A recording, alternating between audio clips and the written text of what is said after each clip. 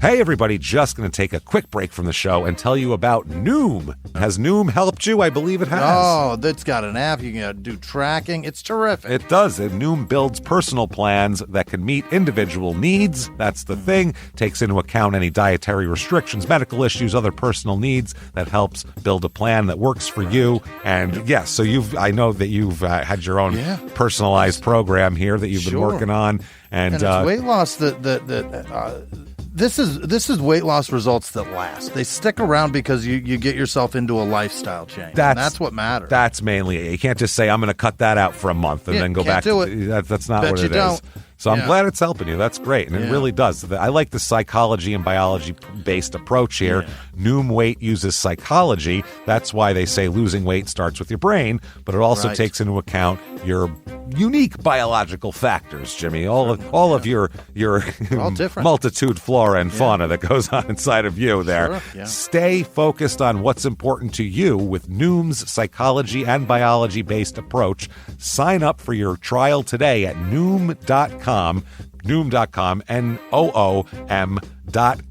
here, based on 3.5-year study of actively engaged Noom users with minimum starting BMI of 25. Individual results may vary. Visit our website for more information. Hey everybody, just going to take a quick break from the show to tell you a little bit more about Rocket Money. It's the start of a new year. It's the perfect time to get organized, set your goals, prioritize what matters most. And for me, top priority is getting myself together here. Financial wellness, doing that, which that feels important, just feels like adult stuff that you have to do. And thanks to Rocket Money, my goals feel achievable now. They show me all my subscriptions in one place, help me easily cancel ones I forgot that I've been paying for, which happened to me, absolutely happened to me. For years, I was paying for something. I was like, what is going on here? Rocket Money found it and saved me lots of money since then, because it's been a while. So they did a great job here. Rocket Money is a personal finance app that helps find and cancel your unwanted subscriptions, monitors your spending, and helps lower your bills so you can grow your savings. Rocket Money has over 5 million users and has saved a total of $500 million in canceled subscriptions, saving members up to $740 a year when using all the app's premium features. Cancel your unwanted subscriptions and reach your financial goals faster with Rocket Money. Go to rocketmoney.com/smalltownmurder today. That's rocketmoney.com/smalltownmurder. rocketmoney.com/smalltownmurder. Now back to the show. Welch's knows some things make zero sense, like why the algorithm knows your music tastes better than you do. But zero sugar and full flavor? We made that make sense with new Welch's Zero Sugar. All that passion fruit or tropical punch goodness and none of the sugar. You gotta sip it to get it. New Welch's Zero Sugar. Let's fruit stuff up. This week in Amity, Maine, when the absolute slaughter of 3 people is discovered in a blood-smeared trailer, it leads to a clean-cut suspect with seemingly no motive. But then things get really weird. Welcome to Small Town Murder.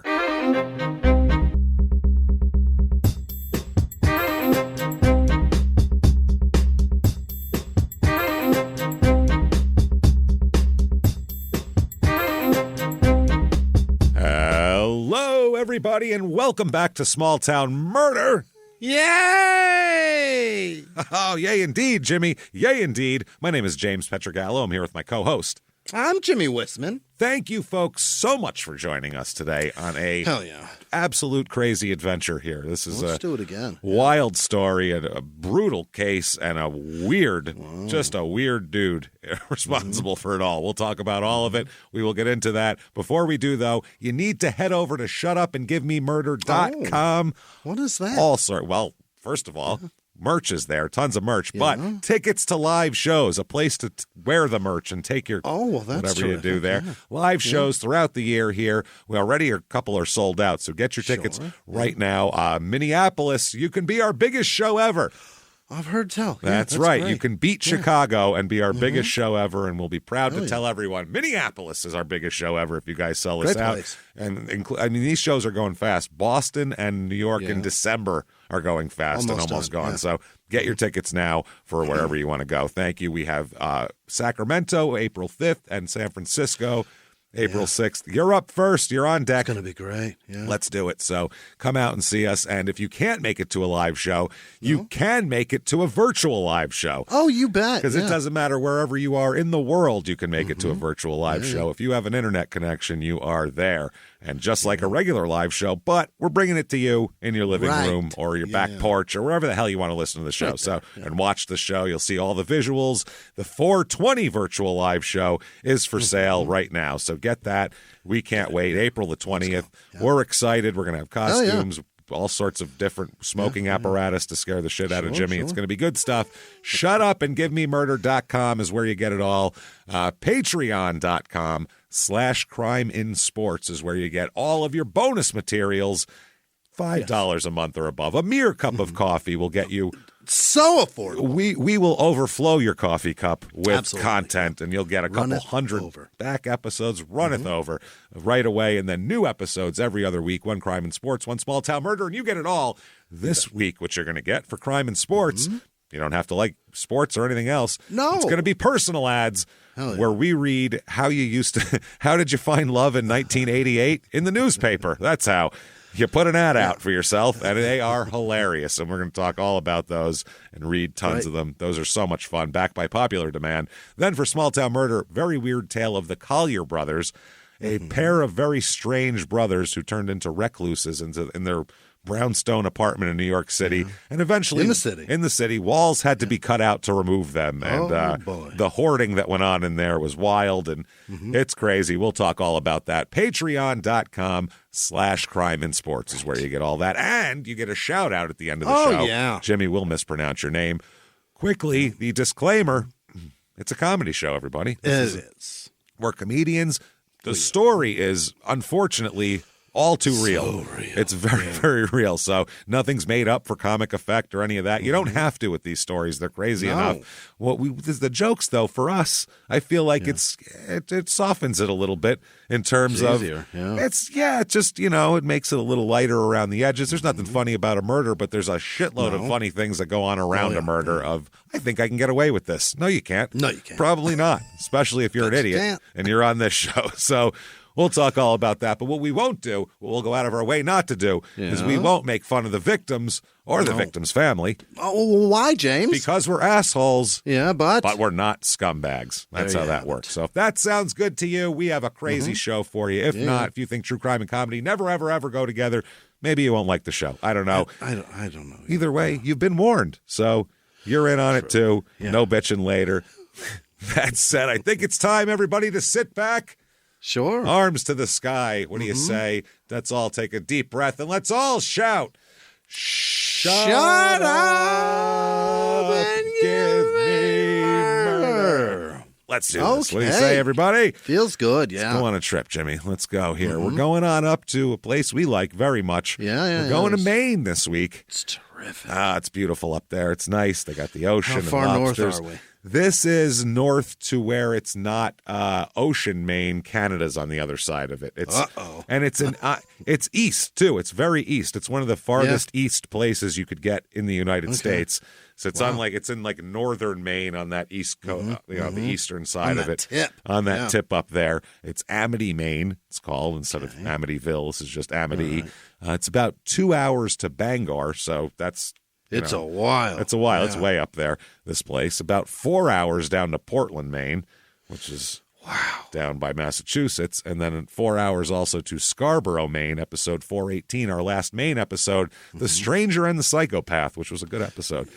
They're oftentimes the same. The Maine ones are always just a touch, of Stephen King to him. There's always something. It did birth him. Yeah. There's always. You wonder why he's setting all these stories in Maine, and why is he such a creep? Wow. Yeah, and you go, no, I think it's Maine. I think is the issue here. It's awesome. Not. He was just absorbing what was going on around him, because this state, whenever we do it, it's always just a little creepy for some reason, a little weird, a little off, a little something. Well, it seems like the ocean is like inviting until you get that far north, and then it's not.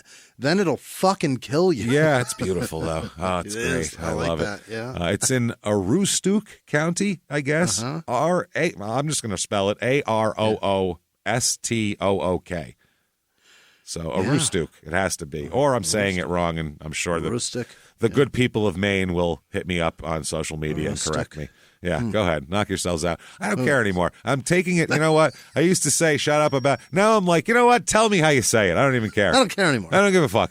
So tell me, at James Pietragallo, how do you say it? I don't care. Tell me how you say it. Don't care. Real Phil Collins approach to this. Don't give a shit. Yeah. I don't care anymore.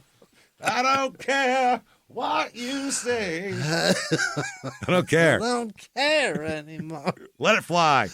That's the song that's going to be our lead-in on the road this year. That is. That's exactly what it's going to be. I'm telling you, it'll be that before. I don't care anymore. Before No Woman, No Cry, it's going to be that. I don't care anymore. We're going to hear boom, boom, boom, boom. There we go. If you're sitting in your seat wondering, when does this show start? If you hear Phil Collins say, I don't care anymore. It's us. We'll be out. It's almost out. About 7 minutes. We got that and something else. Here it comes. Yep, I don't care anymore because I'm telling you, just give me whatever your weird local pronunciation. The next I don't care. Fuck it. I don't care. I don't care anymore. Anyway, so area code 207. Motto here is Amity matters because friends and neighbors matter. Yeah. Okay, that's a nice one, I guess. Do they, though? Yeah, it's a long-winded motto also. Yeah, it's hard to put that on a sign. Probably trim that down. Can't put that on a flag, really, probably. No. So history of this town was first settled in 1826 and incorporated in 1836 from a township that was originally called T10R1WELS. So that was, and that's not like a license plate that they put those numbers in there to make a word. This is just and there's spaces T10 space R1 space WELS, all caps. I don't know. It doesn't roll off the tongue.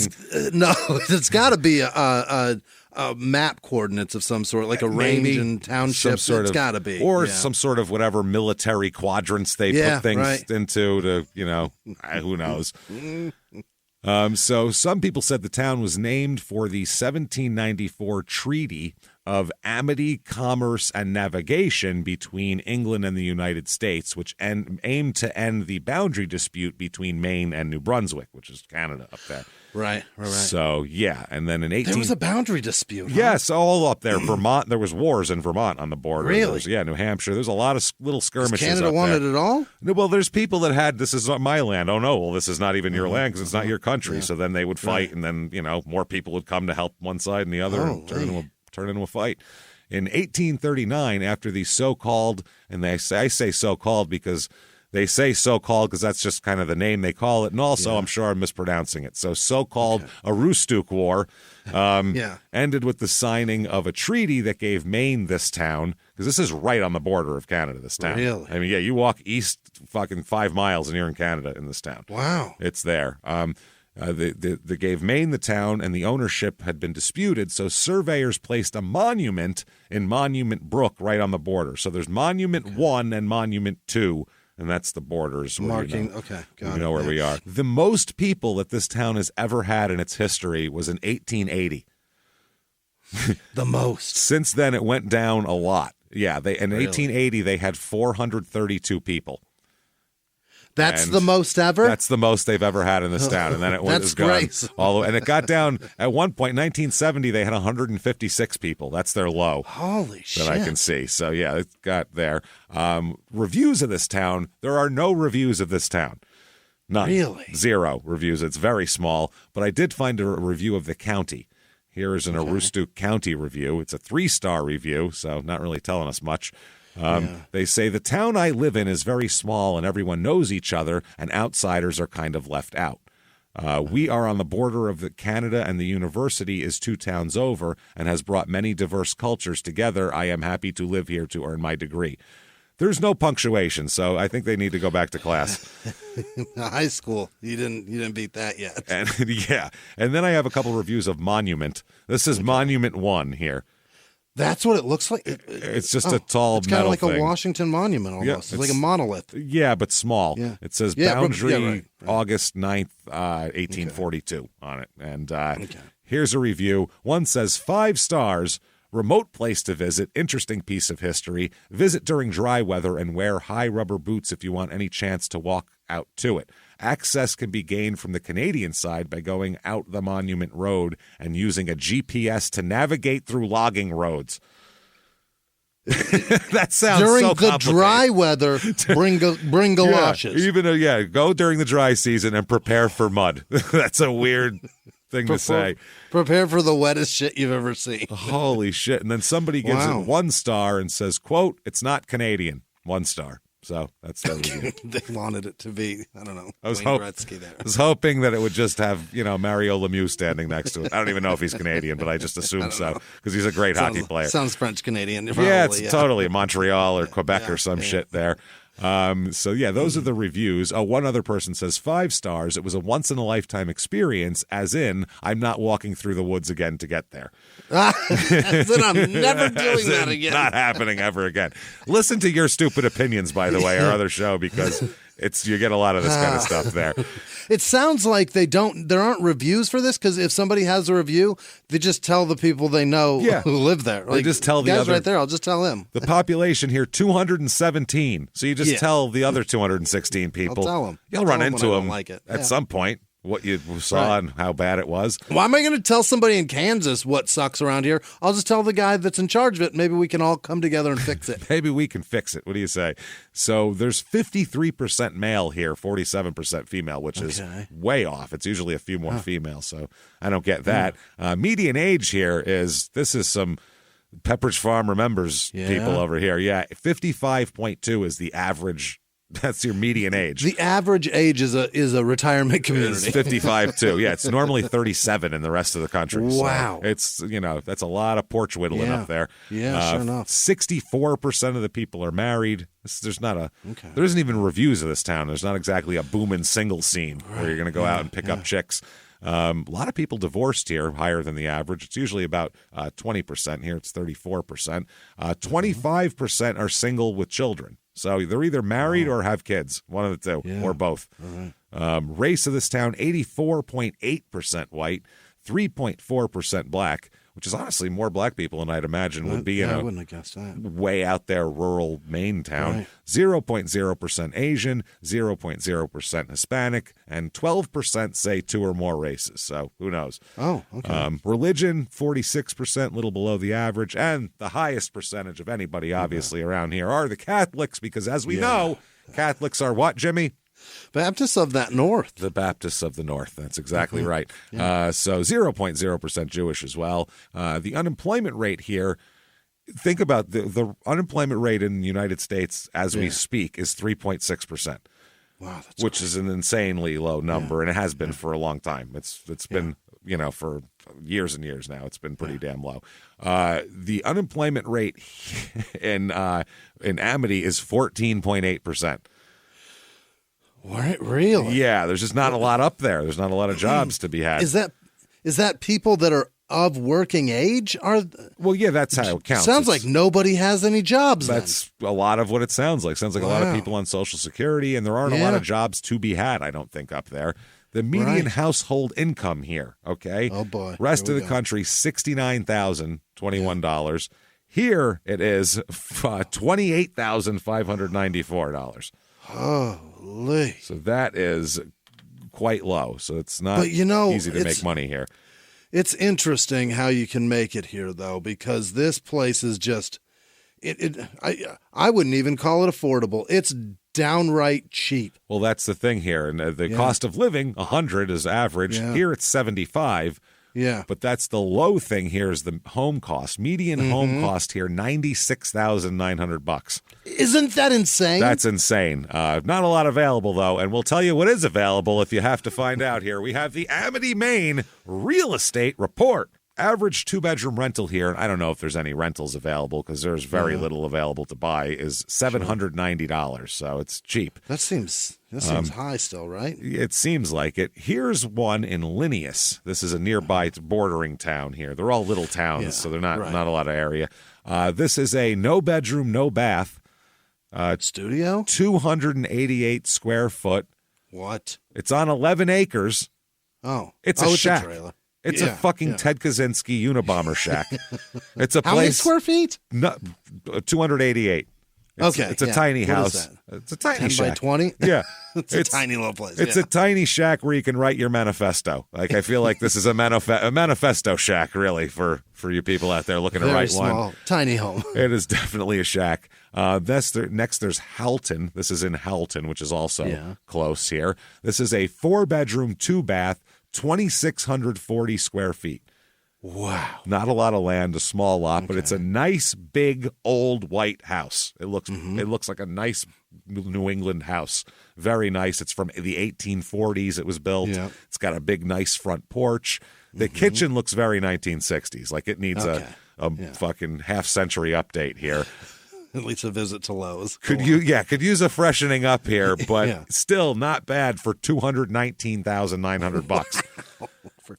Not bad almost at all. 3,000 square feet of 4 bedrooms, 2 bath. That's nice. Fuck yeah. Now, the next house is awesome. It's just awesome. Okay. It's in Amity. It's the only one for sale in Amity. 5-bedroom, 1 bath, which is weird. I'm assuming probably 1.5, one full and then one regular. There's got to be somewhere to wash your hands. It's a 3,500 square foot regular house.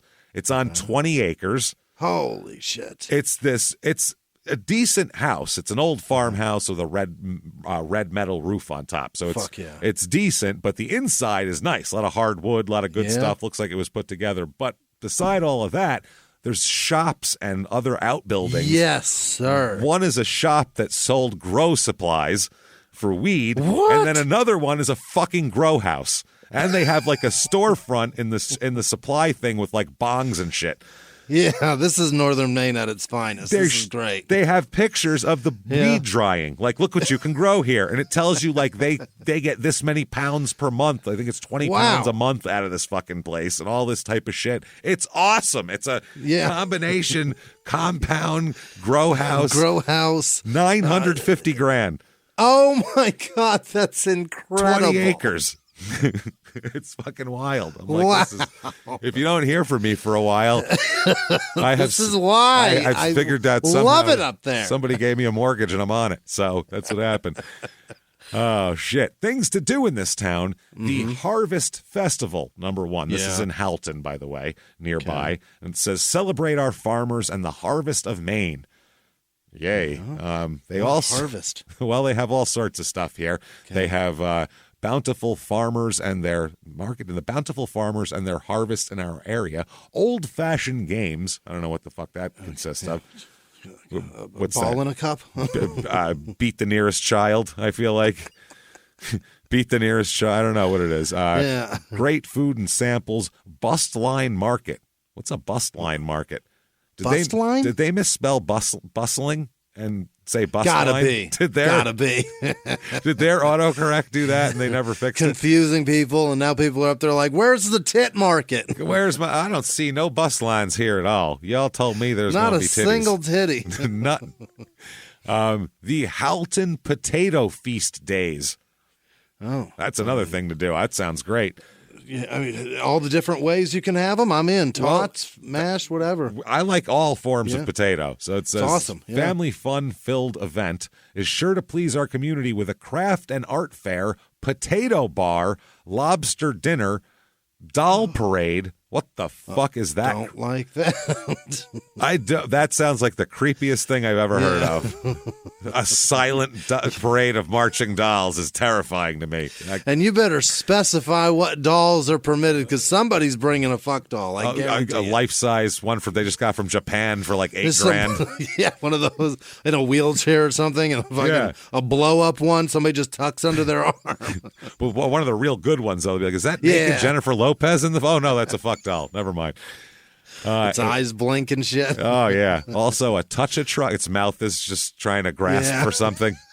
It's trying to suction on something. A sucky motion. Yeah, it's always trying to grab onto something. Real fish mouth. Yeah. There's also a touch-a-truck, which kids can go. Yeah, that's cool. Go kids touch can a dump truck. Go see a front-end loader. People like shit. Like, kids love that shit. Mm-hmm. The lobster dinner, you can either take it home or eat it in the park. Okay. I'll be going home. August 18th at 5 p.m. is the Doll Parade and Wagon Wranglers. I don't understand any of those words and why they're in the same sentence together. You could say wagon parade with doll wranglers, and I'd say, great. That makes just as much sense, right? Yeah, those words could go anyway. Any way you want. And then there's a candy drop that'll follow from there. Okay. So they describe it as approximately 3,000 people will show up for this event featuring all this shit. You're getting everybody in town and 2,700 from more surrounding areas? Yes. From where? I have no idea whether Canada. They're coming over the border in hordes. Is this a big deal? Speaking French. A pie and ice cream social, live music, which they don't really tell you who's going to be playing, the nostalgic doll and wagon wrangler parade. There it is. Creepy again. And the big touch a truck and candy drop. They go on to say the doll parade is historic. Is it? It's been going on since the 1940s. They decorate their doll carriages or wagons. They wheel dolls around. This is still so doesn't creepy. make any goddamn sense. It's creepier now. That's even creepier now. I don't like this at all. I want this lobster feast, though. It's 1 to 1.25 pound whole lobster, corn, and baked potato. Mm-hmm. And there's a place in Phoenix that just opened called I don't know somebody's Lobster, and it's like lobster sandwiches and stuff. And the price, they don't have any prices on the menu because they change all the time because of the price of Maine lobster. It's fucking awesome, and it's a little drive-through joint.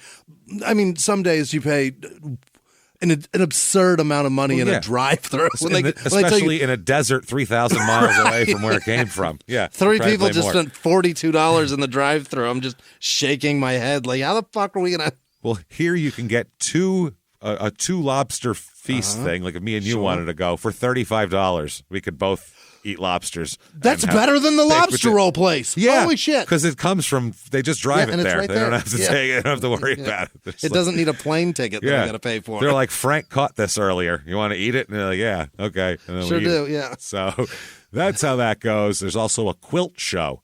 Mm-hmm. So during this, mix that in with the whole thing. Eat your lobster, stare at a quilt. Something to do. Crime rate in this town. What we're interested in here. How is it safe? What is it? Property crime is about 1/3 below the national average. So 1/3 below? It should be a third of. You'd think it'd be more. Well, violent crime, murder, rape, robbery, and of course assault, the Mount Rushmore of crime is 1/3 of the national average. Okay. So 2/3 low. Because, I mean, there's so few people. You should know who did anything. Yeah. So speaking of that, let's talk about some horrific murder that happened here. Oh, boy. Not just a murder. This is one of the worst, and I believe it was called by the judge at the time, the worst massacre in the history of Maine. So history of Maine. History of the state of Maine, including all of Stephen King shit. So think about that. He was inspired. This is worse than Thinner. He was inspired for decades of murders because this happened in 2010. So decades he was inspired of lesser murders. You're worse than Pennywise. Yeah. Oh, this is fucking horrible. This is a horror movie. Oh boy. Let's talk about it. Let's talk about some people first off. Mm-hmm. We're going to start out, just jump right into 2010. So not very long ago. Oh boy. I mean, smartphones and a year before, we're talking a year before Instagram. So Facebook is happening and taking pictures on your phone and texting and all that shit. So just to give you an idea of where we're at here, let's talk about Jeffrey Ryan. Jeff, he goes by, Jeff Ryan. Sure. He's 55 in 2010. Okay, yeah. He's lived in the Amity area for about 12 years. He served in the Vietnam War. Attaboy. And he's a disabled veteran at this point. He's got some physical problems also, and he's 55 too. He's aging, and now he has a prescription for drugs, for painkillers for his injuries here. Do we know which ones he's taking? It's various. That's the thing. Okay. It's the stuff around anything around prescription drugs is going to be very nebulous here. It's all a little mushy. Because it goes from people saying that he just takes the responsible medically prescribed amount of these for his pain management to people saying that he's a full-blown prescription drug addict and that's, always on pills and pilled out, to people saying that he sells pills. Oh, that's a vast chasm. So, he either just takes a couple when his pain really acts up, or he's just distributing them to the entire fucking Canadian border area. Yeah, one or the other. slinging them like Maine lobsters all around this bitch. We're not sure. So that's how it goes. Now, his ex-wife we'll talk about here. Mm-hmm. He was married. He's been married twice, actually. Got kids from both marriages. Sure. Yeah. His ex-wife of the most recent marriage, her name is Jimmie Merrill, and they got a divorce in about 2007. And it was based on, according to the documents, irreconcilable differences. Yeah, they've been married since '98. They have one son named Jesse. He was born in 2000. He's 10 years old in 2010.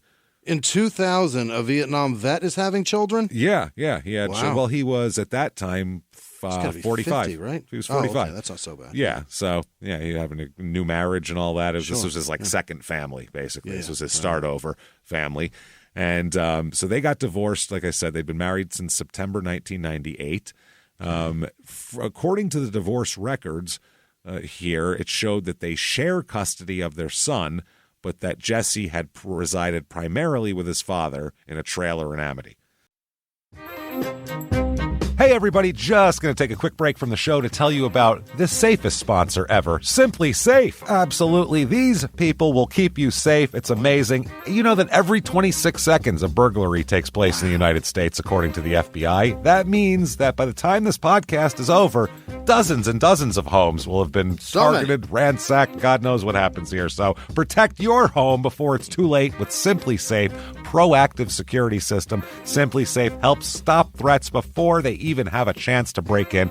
Named Best Home Security System by U.S. News and World Report 5 years in a row.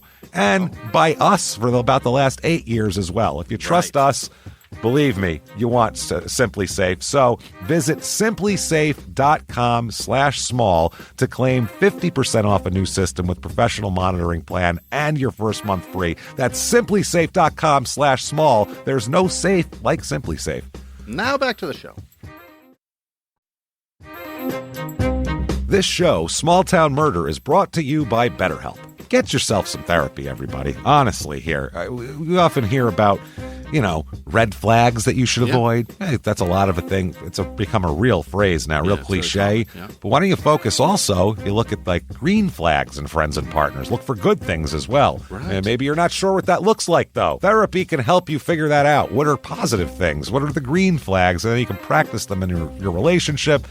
It's absolutely a fact. And so, honestly, we absolutely are huge advocates for this. It really, really helps. BetterHelp is fully online, making therapy affordable. It's convenient. They serve over 5 million people worldwide. You can access a diverse network of more than 30,000 credentialed therapists, wide ranges of specialties there. Here's the coolest part. You're not getting along with your therapist, you're just not feeling it, you can switch at any time, no extra charge. Wow. The thing is, they want you to get help. That's it. And you can do it with BetterHelp. Discover your relationship green flags with BetterHelp. Visit BetterHelp.com/smalltownmurder today to get 10% off your first month. That's BetterHelp, HELP.com/smalltownmurder. Now back to the show. Okay. Now, this is what Jimmie Merrill says. This is just her, talking. She says she left Ryan after 7 years of marriage. She said she sought refuge from his abuse in a string of shelters for battered women before settling into another town in New Hampshire about 3 years before this. Holy. So that's her story. And she says that he's a drug addict and sells prescription drugs and has a lot of enemies.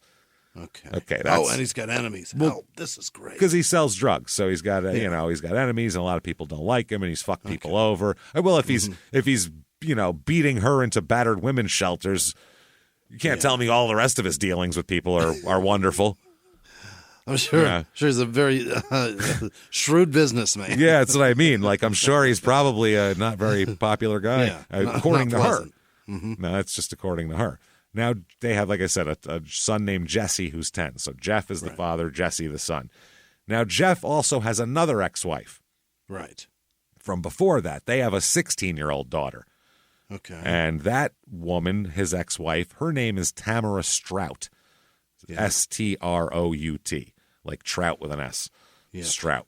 Now, like I said, so they've been divorced and they have a 16-year-old daughter. But recently, in the last year or so, from 2009-ish, they have started speaking again, Jeff and Tamara, and have rekindled their romance. Yeah. And in 2010, he apparently proposed to her again. Getting back with Tammy. To get remarried. Imagine if you're a kid and your parents get divorced when you're little, and then you're 16 and they're going to get remarried. And you got another brother. Yeah. Is that like it's finally coming true, or is that like you fucking assholes couldn't have worked this out throughout my entire childhood? Thanks a lot. Now you're coming back now that I'm super fucked up over this? Thanks. No, something else to talk to my therapist about. Great. Thanks a lot. You're not going to believe this. You know how he walked out? He's back. He's back. They're all back now. Yeah. Now, according to his second ex-wife, Jimmie Merrill, not the one he's hooking back up with, Jimmie says that he has been threatened, Jeff has, by, quote, quite a few people over the years. Sure. Due to his behavior and drug-dealing ways. Sure. So as of 2010, he lives in a mobile home on Route 1. Well, that's where he lives. Yeah, it's not great, but that's bad. That's not wonderful. He has a best friend, too, that lives down the road named Jason DeHaan. D-E-H. Down Route 1? Down Route 1. down old Route 1 there. He lives down the route is what he lives, not down the road. Couple mile markers down is where he's at. There's a monument. There's a big monument for it. Don't worry about it. They erected GPS it. Yeah. Get your galoshes and your GPS, and you should be able to find old Jason's house, no problem. This is a place where when you ask for directions, there's a lot of like where the old barn used to be and shit like that. Make a left where he lives down the route. Yeah, he lives down the route, right down the route. Oh man, Jason DeHaan is DeHahn. He's 30, so he's 25 years younger than Jeff, but they're best friends apparently. Not a lot of usually work out. Not a lot of people around, I feel like. It's usually, but also it's usually substances that bring those people together. I was going to say, that long of distance. Yeah. Or substance or interests. One way or another, it's an interest. That's the thing. They both like beer. They both like to drink beer. They both like to hang out. I mean, if you got nobody around and you might just go, I don't care how old he is. He drinks beer and watches football. Illegal to drink? Come on over. We'll watch that. Also, then, like you said, drugs bring disparate groups of people to hang out at the same place. I've seen very different people hanging out together doing drugs. Why are you with them? Oh, that's why. Oh, that's why. There's always... Like, there's pages you can follow that have, like, old Studio 54 pictures. Check out who's with who, and you go, why would those two be together? Oh, yeah, that's right. Okay. That's the only fucking reason that these two people cocaine was huge. Yeah, that's why. Now I get it. Clearly. So, Jason, people say that Jason visited Jeff pretty much every day. He'd come over and hang out at Jeff's trailer. I don't know why Jason's trailer wasn't the big hangout, but it's kind of how things go with people. Some people's houses are more accommodating. Now, Jason, this is probably why the hanging out goes on over here, because Jason has a wife and 3 kids. Yeah, I don't want to hang out around them. No, you come over here and just hang out with me and my 10-year-old, and it's all good. So who knows? Now, Jimmie, the ex-wife, at this point, it's not like she's saying all these things about him, but it's not like she's trying to get back together with him or something like that. She has a fiance and is 6 months pregnant as well at this point. Oh, wow. So, the whole thing is... and elsewhere. And elsewhere. And she moved to New Hampshire, Lewiston, New Hampshire. So she's... Right. She's way down there. She's a while away anyway. Yeah, so, up in the White Mountains. That's a nice area too, James. Yeah, not bad. So Father's Day comes around, 2010. Mm-hmm. And Jeff, apparently, he was supposed to pick up Jesse and they were supposed to do some kind of trip, but then he called to say he would have to delay the trip and didn't explain why. Oh. But then he went and picked Jesse up anyway in Lewiston to take him back to Amity for Father's Day to spend the weekend together. Yeah. And they were going to go fishing and, spend time together. Outdoorsy shit. And it's late June, so school's over. This is, come hang out at Dad's house and do some fishing and all that kind of shit. Now, he hadn't seen his son since the end of February. Oh? Yeah. Jesse, the son, had moved out of the Amity home and moved back into his mother's house. Okay. Then, before that, he was living with Jeff. The son was Jesse. And then he moves out in February, moves back with his mom, and dad hasn't seen him in 4 months. So this is a big pickup here for Father's Day. It's a, Sure.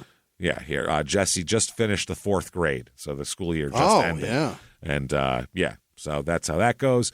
Jamie Merrill, now, after a few days, she's calling her son here and trying to get a hold of him. She talked to him on Tuesday night that week at about 8:30 p.m., and then she tried him all day Wednesday, trying to call, Jeff's phone to get a hold of Jesse, but it just rang and rang. So she thought, maybe they're fishing, and, who knows if the phone rings out by the lake or, whatever. So she said it was weird, though, because she had talked to Jesse at least once every day, and he would also send her text messages. So now just communication cut off on this Wednesday. So they're like, that's weird, and it's very strange. He's going into 5th grade. He's turning into a real man now. Yeah, it's the Wednesday after Father's Day. So he's 5th grade. You don't talk to your mom anymore. No. So Yeah. You tell her, just give me the meal through a slot in the door and leave me alone. That's it. Worry about yourself, bitch. I'm fine. That's it. Don't worry about what I'm doing in here. Got things going on. So no one can get a hold of them. And also, Jason DeHaan, the best friend who's over there all the time. Down the road piece, yeah. He doesn't come home one day either, and nobody can find him. So no one knows where anybody is here. These 3 that all hang out together. All 3 of these just fucked off together. Fucked off somewhere. So Jason DeHaan's brother hears that he goes to Jeff Ryan's all the time, so he goes over to Jeff Ryan's house to try to find his brother. He goes there several times to try to locate Jason, and nobody answers the door. Knocks on the door, there's no activity, there's no anything going on, no noises, nothing. So, he comes back, he goes once, he goes twice. On the 3rd visit, he has a flashlight with him, and he shines it through the window into the trailer to see if he can see anything. Yeah. What he sees is a gigantic fucking bloodbath worth of blood in there. Oh, no. In the house? There's blood everywhere. That's what he can see with the flashlight. Yeah. So you're in, how dark it is up in Maine in this area? Oh, boy, it's dark. There isn't a city. Bangor is not a big city, and that's the closest big city, and that's 2 hours away. Forget about if it's a new moon. If there's no moon, it's over for you. Dark. Dark. So when you're coming up to this trailer with a flashlight, this is dark, and it's the wilderness, and you shine a flashlight through a dark window in a fucking woods trailer, and you see blood everywhere, you gotta shit your pants, right? That's a lot of trout guts. Yeah, right now there's somebody out there writing a screenplay, writing that down, going, "Oh, that's fucking good." No, that's horrifying. You can picture that scene step by step of how horrifying that is. A POV shot of the person. That blood doesn't even look like blood. It's black. It's so dark. Yeah, just spread on the walls though, and everywhere else. He freaks out, runs away, and calls his father. Who's also Jason's father, obviously, and says, Jesus fucking Christ, get down here. There's blood. I don't know what to do. What do I do? I don't know whose it is, Doesn't call 911, calls his father. Calls his dad. Calls his dad, which I don't know what you're thinking on that one. Well, I guess that tells me it's so remote, dad's faster than the police. Faster, yeah, but still, I want to get that on record that hey. Get this started. Let's get this. I didn't do it. Let's get this going. Yeah, you call 911, then you call your dad. Just want to let you guys know I didn't produce all this. There's a whole bunch of it. I'm going to call my dad. A lot of it. I'm going to see what my dad has to say. Goodbye. When your dad gets there, when you call your dad, he should hear sirens on your end of the phone as they come closer to your house. Yeah, there should be a flicker of their lights off your house. Do you think maybe he thought he was crazy for a second? Like maybe I need a second pair of eyes I'm not seeing this to verify this. Read a lot of Stephen King. I'm not believing this. It is Maine. Creepy shit goes on, Fuck yeah. I saw Needful Things. You never know. Like it could be an old man behind this whole deal with a little shop, and you never know. I'm just saying. Yeah. So they enter the residence. Dad comes along. Robert DeHaan. He comes in. They enter the residence. They push the door open and get it open. What? To the trailer because they see all this blood. So they force their way into the trailer. Why would they do that? Why would you? That's what I'm saying. Why would you put yourself into a bloodbath? Well, number one, you look at that and you go, that could be a crime scene, A. And number two, when police investigate, they need to see what position doors were in. Right. Was this lock fucked with and tampered with? Was the door... Fingerprints on things. You just busted through the door now. Yeah. Now, at the same time, if you think your relative might be in there injured and in need of attention, you might say, I don't give a fuck, I'm busting in. See, we're thinking of it but it's been a couple days and there's a bloodbath and it's all dark. I'd think the worst and call the cops. I wouldn't. Yeah. I don't know. That's I don't know. I don't know how much blood you can lose, but I've seen how much comes out when you donate. It's not enough to show a bloodbath. You know what I mean? Draw attention like that. If there's 6-8 of those spread around, I'm not going in. No. There can't be many more left in somebody. And we do this show, so that's the other thing. So we know, that's the other thing. I think if you're just living in a small town in Maine and you're like, where's my brother at? And you look through and you go, holy shit, Jesus Christ, it might just be a different story. I don't know. Honestly. We're like, we don't even want to take a walk because we're like, there'll be a body if we walk. Yeah. If we go for a walk there, we're just going to find a body. The whole day is going to be ruined now. So no. You're not going to believe this, Jim. I had this old little dirt bike in my garage that I hadn't been using. So I listed it on Facebook Marketplace and I traded it for a Peloton so I never have to go for a ride ever again. Good. There you go. Because I don't want to find bodies. That's a good idea. See, you're never going to find bodies like we said. Never. Peloton. In your living room. You better use this Peloton, and you better fucking give us credit and most of all, money for maybe this a cash. idea. Maybe because a check. This is a great idea. Obviously, maybe not for like national television, but for niche markets, Jesus Christ, Peloton, guaranteed not to find a body is a great then. Or you could put in the videos a body that you find as you go down the road, and that makes it. You could have a whole true Put that on crime my screen. Yeah, mix it, team up with one of those hunt a killer. Remember we did that thing? And team up with that to have a mystery then. Or there's an option. Do you call the cops? Yeah. Do you keep on riding? Is there more restraint because you got to pedal faster to get away from this fucking scene? Do you unzip the duffel bag? Yes or no? You know what I mean? Shit like that. We can make it a make your own adventure Peloton. I love it. Jesus Christ. It's the best idea we've ever But had. I got one because I have a bike and I don't want to find a body. No, you're smart. I live in an area far enough away that I'll find a fucking body out there. Find desert and there will be a body eventually. Yeah. Can't help it. So they enter this residence now. Yeah. And they look around with a flashlight. There's nothing in the living room. They see blood everywhere and they don't see any people. No source. No source of this blood. Mm-hmm. So they investigate the rest of the trailer. It's a trailer, so it's not that big. They go down to a bedroom, and they find a horrific discovery. They find the body of 10-year-old Jesse. Oh, no. Just bloody and clearly been through the ringer here. Stab wounds and oh, no. A lot of holes in him, put it that way, and a lot of blood. A lot of blood everywhere. So at that point, they went, holy shit, ran out of the fucking house and called the cops, obviously. Right. So, oh, my God, we found a child's body in here. There's a madman out there. This is fucking crazy. Yeah, then they're scared, too, at that point, too, because they're like, if someone would do this to a 10-year-old, we got to get the fuck out of here. We got zero chance. Like a horror movie, you're expecting to be looking at the body and then turn around to run, and the guy's standing in the hallway with an axe. Right. You know what I mean? Right oh, there. God. Yeah. That's how that works. So they also say that the police arrive, and the father here, Robert DeHaan, also says there's Jeff's truck isn't here. Jeff's truck is missing. So his son is dead inside. No Jeff, no truck. We haven't found our son, Jason, and we don't see Jeff's truck. So at that point, everyone's thinking, did he kill his fucking kid and take off with his friend in the truck? Right. That's all they can imagine at this point. His truck is gone. They don't know. So it's a 1989 Ford F-150 is what's missing. Oh, yeah. So they're, freaking out, obviously, about everything. Mm-hmm. They do a search of the property, and investigators look around. There's a small shed next to the trailer. And I have a picture of the whole trailer and everything next to it that I'll post on social media for you guys so you can see. So they find the small trailer, a small shed next to the trailer, and the investigators enter, and they find Jeff Ryan dead in the small shed.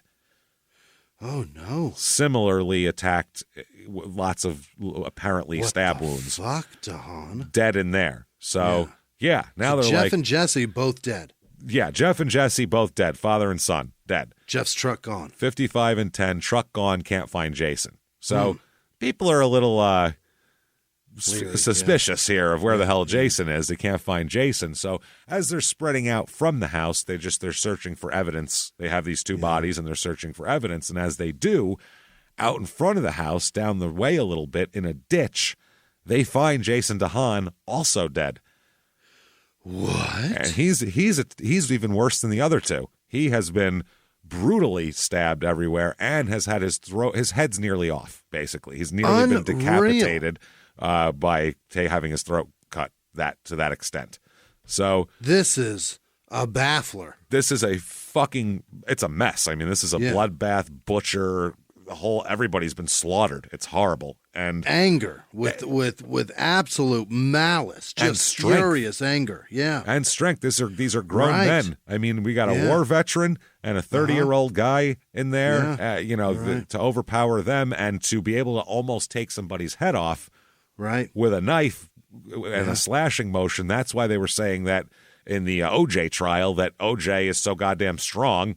And you'd have to be to almost sever Nicole Brown's head. It's the same thing. You have to be very strong. And to be an enormous piece of shit willing to murder a 10-year-old in that fashion. That's crazy. A 10-year-old. Because what did the 10-year-old do to you? Right. I mean, is this bloodlust? Duty head? Come on, man. What are we talking about? Fucking beat you in a game of Madden? Like what could he have done? Did he sing diarrhea too many times? One too many times. I know my pants are full of foam. I don't know. Yes, I drive a Chevy. Leave me alone. Fuck. It's scary though. He's a 10-year-old kid. He's an innocent kid. It's horrific. No, a 10-year-old can't do enough to you to make you kill them. I'm not sorry. like that. There's no because you can just take a 10-year-old and physically just put them somewhere. Right. You don't have to kill locate them. Yeah, you just relocate them to a place you like better and tell them to stay there and make them. Don't leave from here. I don't like you. And then just tell them to do homework randomly and they'll have to do it. So it's very good. Write sentences. Here's the sentence. There's the sentence. So this is a bloodbath, like we said, and they're looking around trying to find any bit of evidence they can. It took an hour and a half before they found Jason DeHaan out in the ditch, by the way. So for an hour and a half, all the investigators are kind of looking like, I think we probably have our suspect already. Yeah. 3 people are here, now 2 of them are dead and the truck's gone. Right. I don't know. What about the APB? Yeah. But they were like, why would he do that? He lives up the road and they're friends, so that wouldn't make any fucking sense. Up the route, sorry. Yeah. And they're friends. So it didn't make a lot of sense. And the way his body was, it was just kind of like in the bushes near a ditch, too. Just kind of tossed?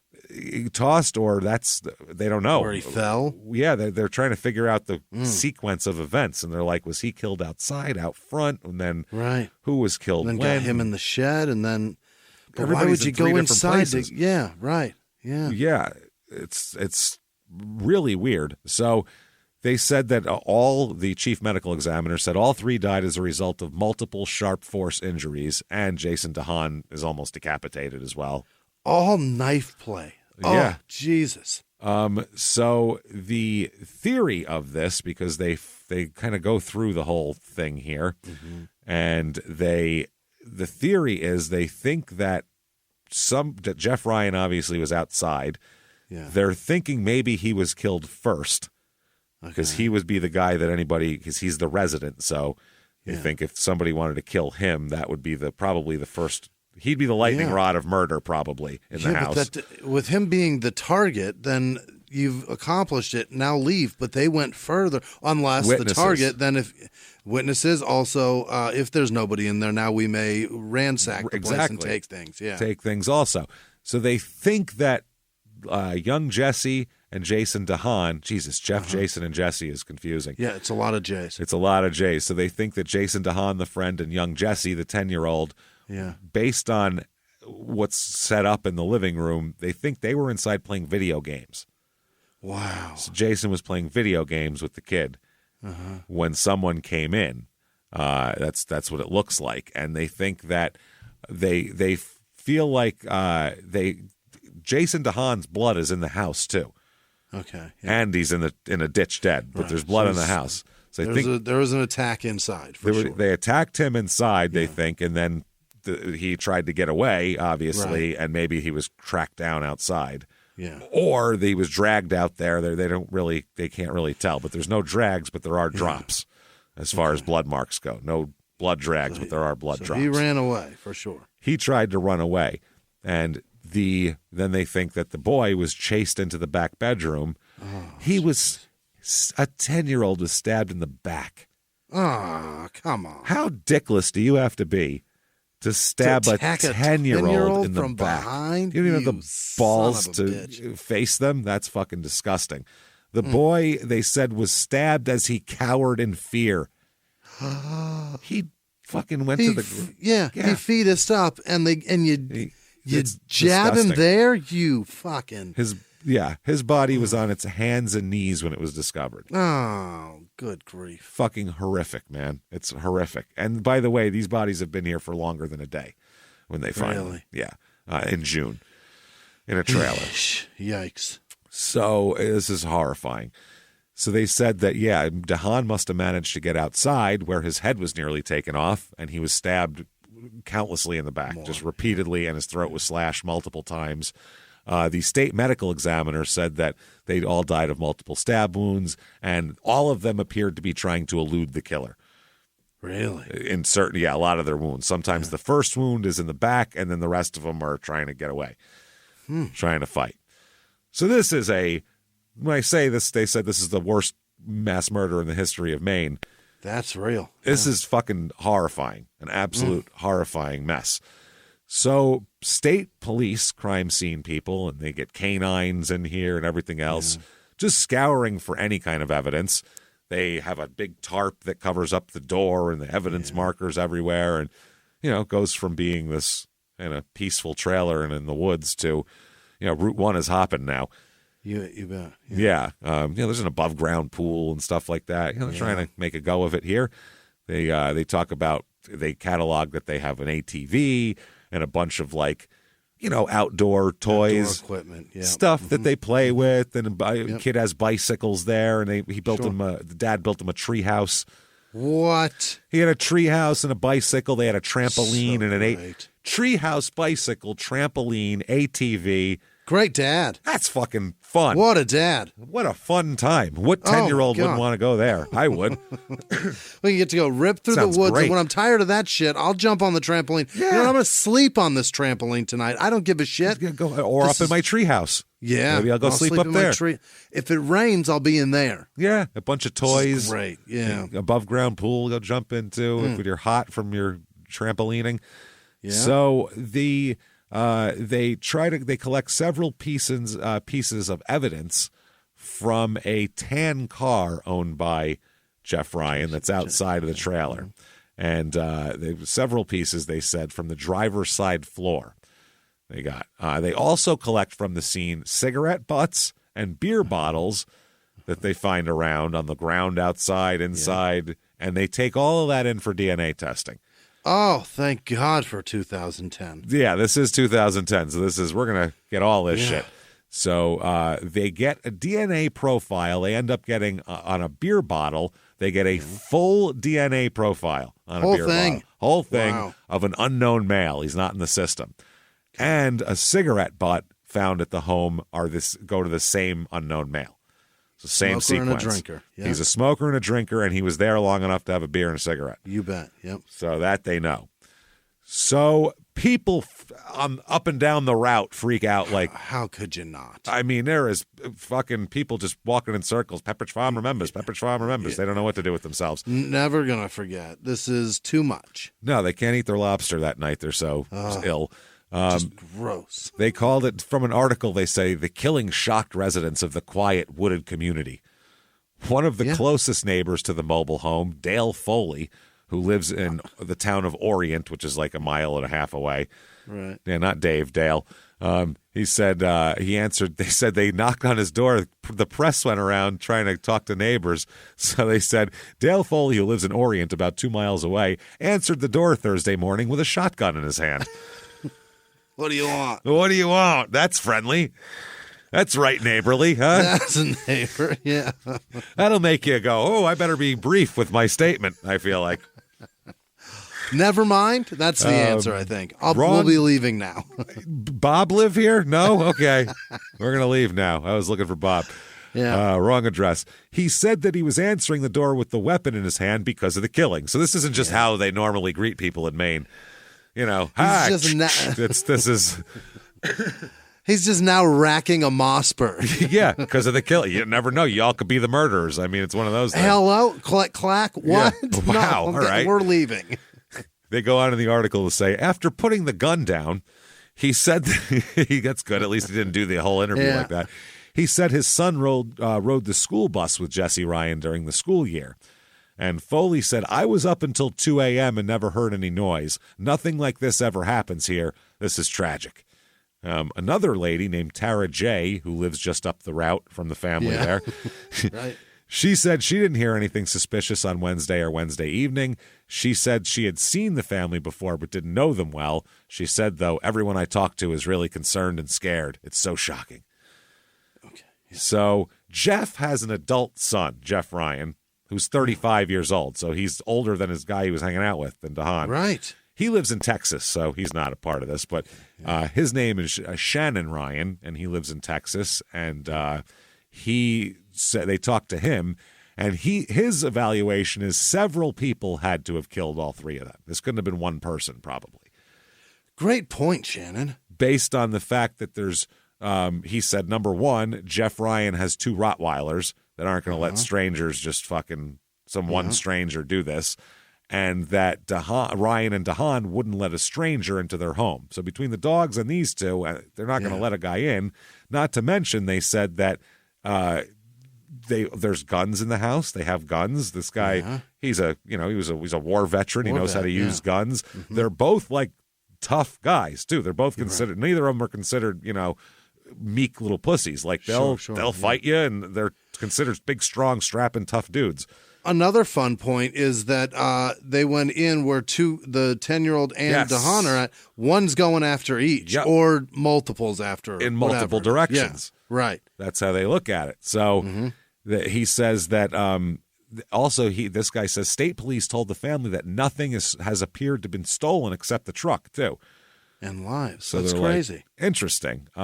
So Shannon, the son, said, quote, no way one person could overpower 2 guys.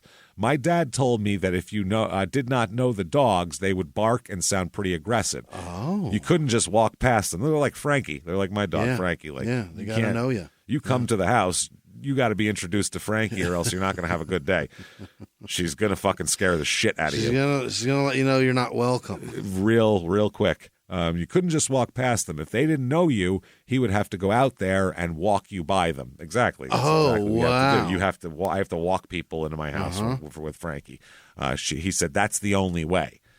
He said also he's pissed off about Jimmie, the ex-wife, saying things about him in the media. Oh. He says that it's bullshit. My father was not selling and using prescription drugs. He said that's bullshit. He said he was a doting father who won custody of Jesse after a bitter fight with Jimmie. And he said that's a great point too. He said that he wouldn't have won custody if he had been the terrible guy that his ex-wife describes. Right. But at the same time, they shared custody though legally. But he got him physically, was living with him though. Yeah. And a criminal record check in the state court revealed only one conviction against Jeff Ryan, having nothing to do with drugs, just for disorderly conduct in 1992, where he was fined $100. So not even anything that is abusive of her. 18 years ago, he got drunk and had a shoving fight in the street with some guy at a bar. That's what happened probably, more than likely. I wonder why she's saying that he beat her into shelters and shit. No, they said DeHaan also was convicted in 2004 of a DUI, but I mean, or OUI, whatever, and was jailed for 7 days. So, I mean, neither of these two are like, criminal fucking masterminds here or anything. Right. I think it's an OWI, which is operating without influence. This is yeah. That's how they get you up there. Yeah. That's how Where's they your get beer you. at, son? Y'all had like a local, like a microbrew or anything? No. Hey everybody, just going to take a quick break from the show to tell you a little bit about Sono Bello. You know, the most known secret with celebrities and influencers and all these famous people is so many of them have had lipo. They've had lipo, whether it's a little touch-up here or a total makeover. Yeah. Nobody has a perfect body. That's the thing. No. They may look like it on TV, but there's things that help that. Absolutely. Lipo now has changed, and Sono Bello's been at the forefront with using LAL technology and getting those beautiful and natural outcomes for each person. Looking real natural. Our friends at Sono Bello are offering their best deal. You're now included in their winter savings event, but appointments are limited, so please get on this. Sono Bello doctors are masters in micro-laser fat removal, a brilliant technique that removes stubborn fat permanently. Wherever your problem areas are, tummy, love handles, thighs, arms, it's gone in one comfortable visit. Eating healthy and workouts are great. Keep doing that, but if you want to lose that stubborn fat in one visit, check out Sono Bello. Save big during their winter savings event. Schedule your free consultation now at sonobello.com/smalltownmurder. That's sonobello.com/smalltownmurder. Now back to the show. Hey everybody, just going to take a quick break from the show to tell you a little bit more about our stylish friends at Quince. That's right, let's go elevate your styles, people. Yeah. Get it going, look good out there, and you can do it now without breaking your wallet, without breaking the bank, because at Quince, you can get high-end, versatile pieces at prices we can all actually afford, which is very nice. You want to get good stuff that lasts and it's good, and they have quality stuff that's very affordable, and you can do like we did, upgrading our stuff here, while still being a very reasonable price. Quince only works with factories that use safe, ethical, responsible manufacturing practices, along with premium fabrics and finishes. It's all quality stuff. You're going to love it. Trust us, it looks good. And I've got the leather jacket. It's a very high-quality item. Real nice, soft leather. Yeah. Jimmie's got his linen pants he's rocking. Yeah, they're terrific. Come on, be like us. Be fashionable. Get in there with Quince. Indulge in affordable luxury. Go to quince.com/smalltownmurder for free shipping on your order and 365-day returns. That's QUINCE.com/smalltownmurder to get free shipping and 365-day returns. Quince.com/smalltownmurder. Now back to the show. Hey everybody, just going to take a quick break from the show to tell you a little bit about a very cool place, Thrive Market. Yes, we are both looking to get into the healthy swing this year. The problem is I don't know what's in everything, and I don't know if even I'm qualified to even read the labels to know if that's good or that's bad. Right. There's chemicals in things, and there's things floating around. I don't know what I'm doing out there. One of my favorite features, and I know you were talking to me about this, is the Healthy Swap Scanner in the Thrive Market app. Yeah, it's simple. You scan any item, and it'll instantly suggest a cleaner, healthier grocery alternative, which is it's great. Amazing. Yeah. That's great. Thrive Market also takes the guesswork out of finding these safe, healthy foods. For example, like I'm trying to get my protein intake up. For energy. I'm always moving around. I need stuff. And I love that you can filter their site by the high protein options. Nice. It's very cool. And you can personalize this portion and you can put filters on it. And get ready. You should be ready for a junk-free start to 2025. Get ready for it and head to thrivemarket.com/smalltownmurder and get 30% off your first order plus a free $60 gift. That's THRIVE market.com/smalltownmurder, thrivemarket.com/smalltownmurder. Now back to the show. At least gargle some whiskey, boy. Jesus. Get it on your breath is what I'm saying. How are you going to get any traction without it? I mean, I'll give you a detector. It'll blow like an O2 or something. Don't worry. It'll be fine. I got a nip of shots and chops and schnapps. Schnapps. I got shots and schnapps. Come over here, boy. Shots of schnapps. Who wants some? Who wants shots of schnapps? By the way, license and register, you know what it is, the thing with your address on it and stuff. Your name and stuff. But it's got numbers, and you know where it is. You know? So Shannon said, the biggest thing I've been dealing with is all these negative things about my father. My father had two things in life, his home and his son. So that's the story from Shannon. He describes his father as a practical joker who loved to hunt and fish and grow his own vegetables. He said he spoke to his dad about every week on the phone. and said that his father sounded fine during their last conversation. He described DeHaan, the friend, Jason DeHaan, as a close friend of his dad who lived a mile down the route. And he said they were friends for about 11 years. They were like brothers. So friends from the time he was 19 and you were 44. That's weird. That brothers. seems like he's using whatever. It's father and son. It's not brothers. Yes, yeah. It's him. If the other one's Shannon's been in Texas this whole time, he could be substituting this kid for Shannon. Absolutely, and looking out for him, and kind of having being a pal, being an older brother type, or in this case, a father type. Yes. So, do the police have any ideas or clues or what the fucks at this point? Anything? They say that they don't want to comment on any motive. The Maine's state police spokesperson said, "We're aware of what the ex-wife has said and some of the same information she has shared with us." I love that she's just called the ex-wife in the newspaper, by the way. The ex-wife. The ex-wife told us this, all right? I don't know. Do you believe her? Who the fuck knows? You know what I'm saying? You can't trust nobody's ex. You know what I mean? The ex-wife. Who knows?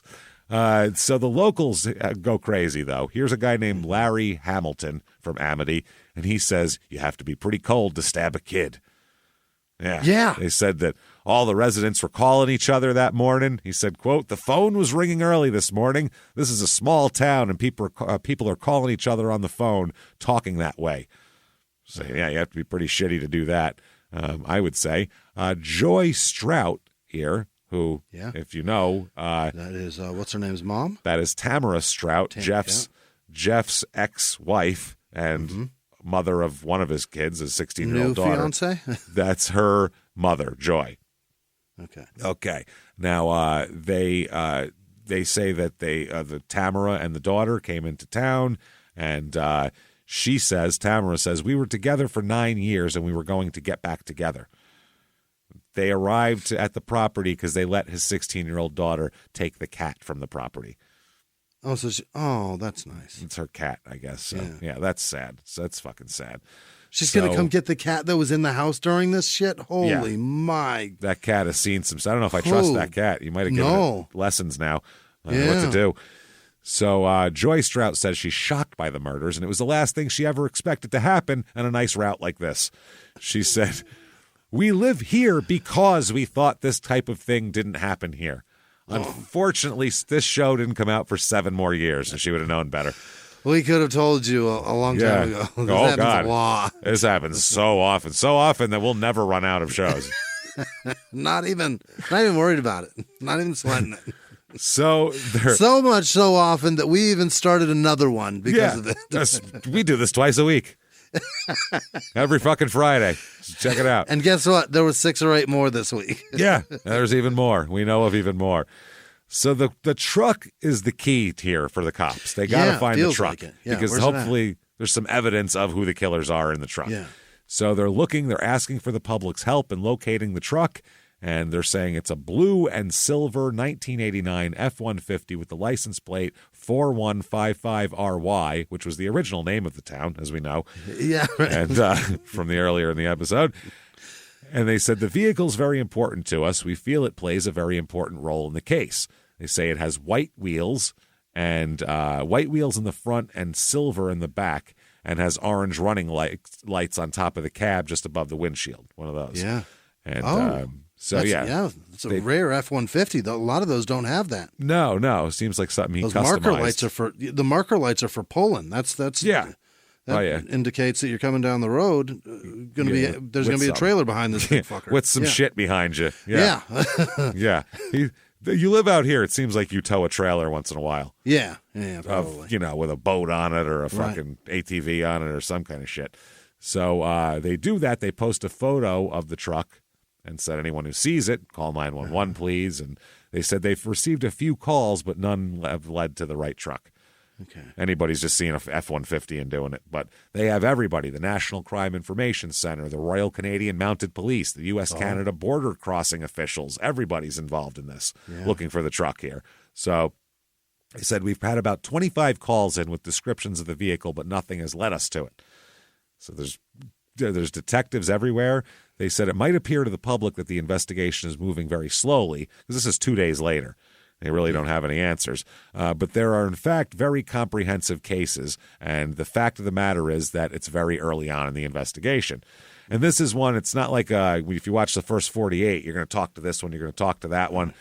There's nobody to talk to. Right. There's no one around. There's no witnesses. Right. They talked and said that Jason came over here, and they knew he came over there, and now he's dead. Outside of that, they got ugats on this whole thing. Show me the fucking truck. And if you can't find it in the first 48 hours, you still got a chance to close this, but you got to find that goddamn truck. You got to find it. And they said, though, we are asking people to pay attention to their own safety and lock their doors and vehicles. So they're, in other words, panic. Go ahead and panic, everybody. Load your weapons, lock your fucking doors, and sit in your living room in a sweaty panic until daybreak. From now on, that's what you do.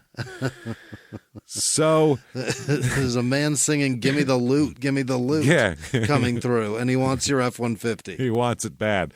So they talk about Jamie Merrill, and when they notified her of this. And, you know, they came to her house and knocked on her door to tell her fucking kid's been slaughtered, which is horrific. They told her Jesse's dead, and she said, "What the hell are you talking about?" She was like, "What do you mean?" And so she said, "Do you mean my husband, not my son?" And they said, "Well, he's dead too." Yeah, that guy also. Yeah, him. We were getting to that. We figured we didn't want to bury the lead of, your son. We didn't think you'd care about that one. Yeah. to be honest with you. When you were all done crying out about your kid, we'd be like, "Oh, by the way, that guy too." What you asked about he didn't do it. Yeah. Yeah. She asked what happened to them, but they wouldn't tell her right away.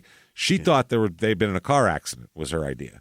They probably went out fishing and maybe slid off the road, hit a tree or something.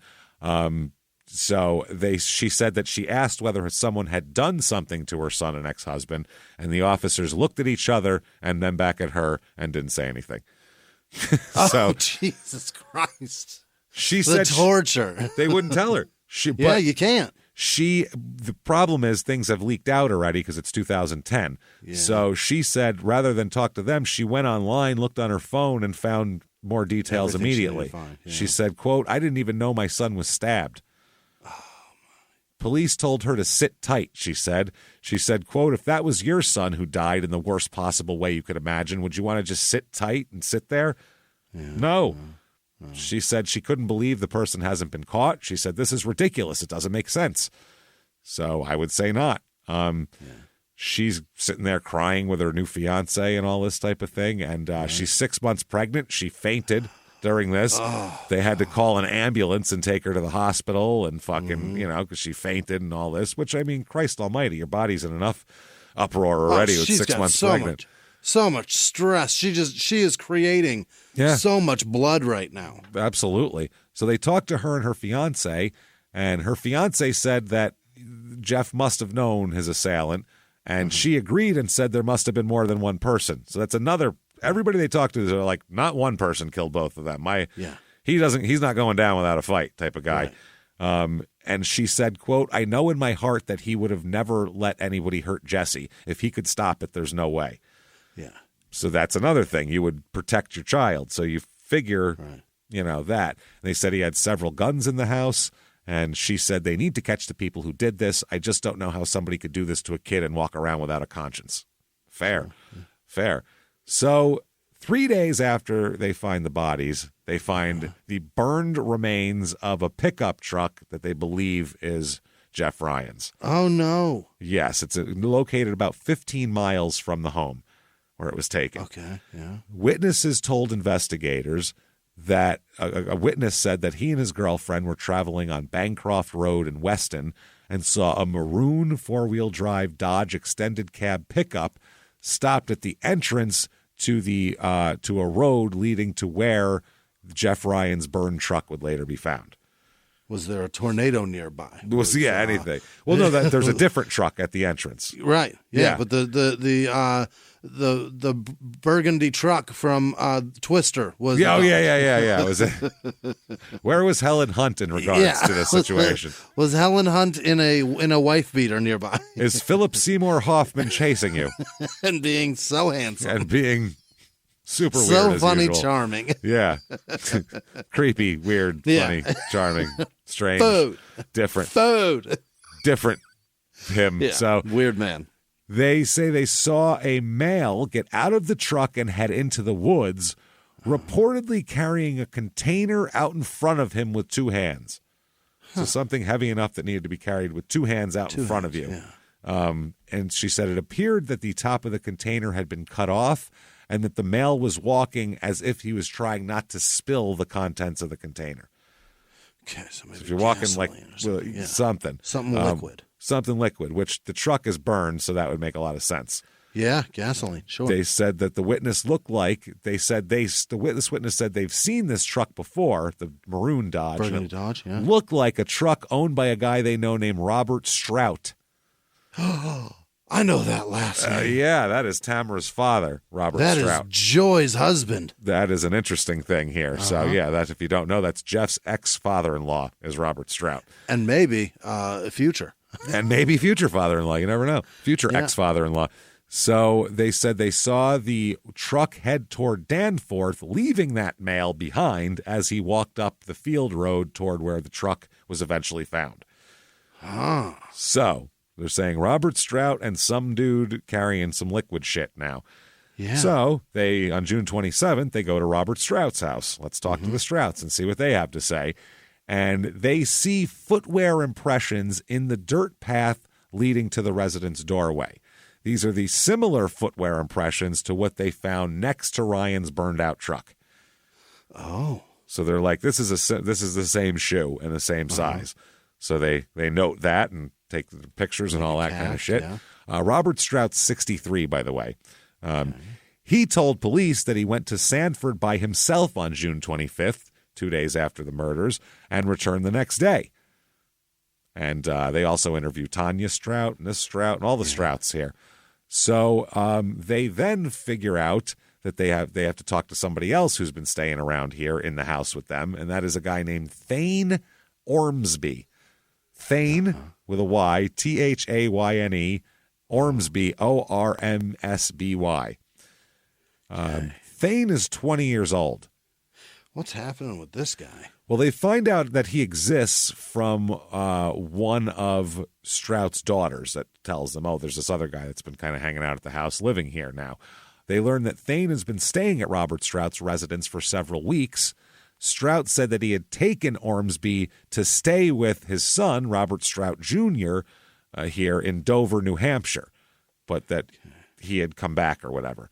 So, yeah, that's how that goes. Now, interesting. Ormsby, by the way, Thane Ormsby, is the son of a woman named Maria Ormsby, who's a longtime friend of Jeff Ryan's ex-wife, Tamara Stout. So that's how they know him. He's friends of the family. So put it this way, they've known each other a long time. Like if they were Italian, he would call her Aunt fucking whatever, just because their mother's been friends for so long. So they go to the Strout's house and they're talking to him. That's the story he gives. I went by myself. I don't know what you're talking about. But then they find out about Thane Ormsby from the daughters, and then they go back to Robert Strout, and now he's got a different story. Oh. He says that it was about Tuesday or Wednesday, June 22nd or 23rd. He was sitting on his porch when Ormsby came through the woods with his bike and went out behind the house. He then saw Ormsby's shirt, pants, and shoes were covered in blood. Oh. Bad sign. Yes. So Ormsby told Strout that he killed Jeff Ryan, and then just before walking away said, I killed them all, and just walked away. Mr. Strout.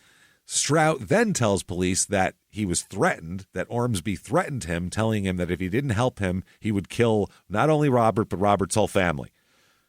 I'll kill everybody. All they had to do was say, we heard about Thane, and then he just opens up with all this? He just came with all this, yeah.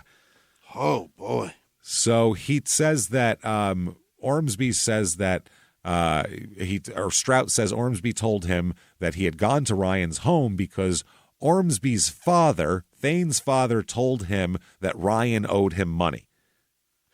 Okay. He said Jeff Ryan owed his father $10,000 on a drug deal and that his father wanted to collect it. That's what he told him. Now, Strout also says that Ormsby told him that he took Jeff Ryan's truck and that he had to get rid of it. So Strout followed Ormsby in Jeff Ryan's truck to Tamara Strout's house on Springer Road, and they believe that Ormsby parked Ryan's truck behind Tamara's residence and went into her home, still wearing blood-soaked clothing. Okay.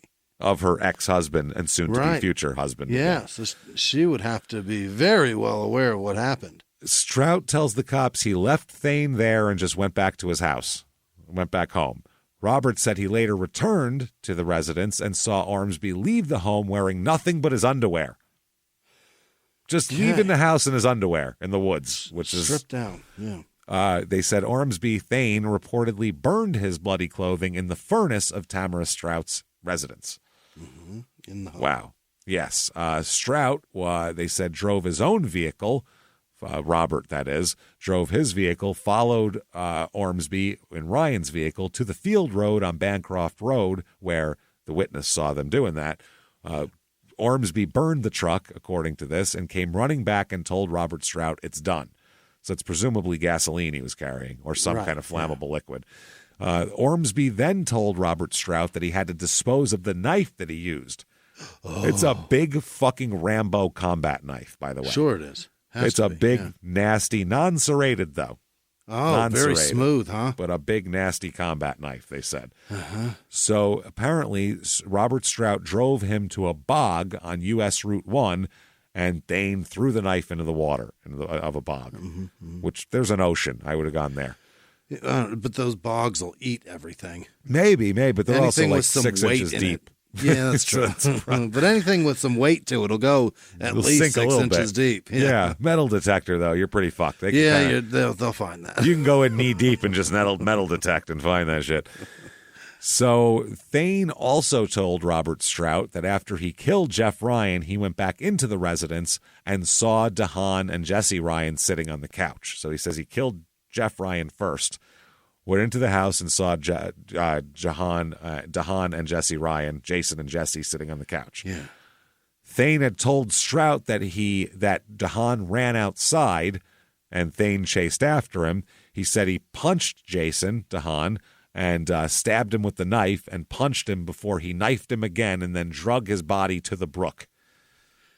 Okay. That's what he says, which is the bushes he got found This in. little 20-year-old did all this. He then says he went back inside. This is what Strout is saying that he was told, that Thane went back inside where Jesse Ryan was running around.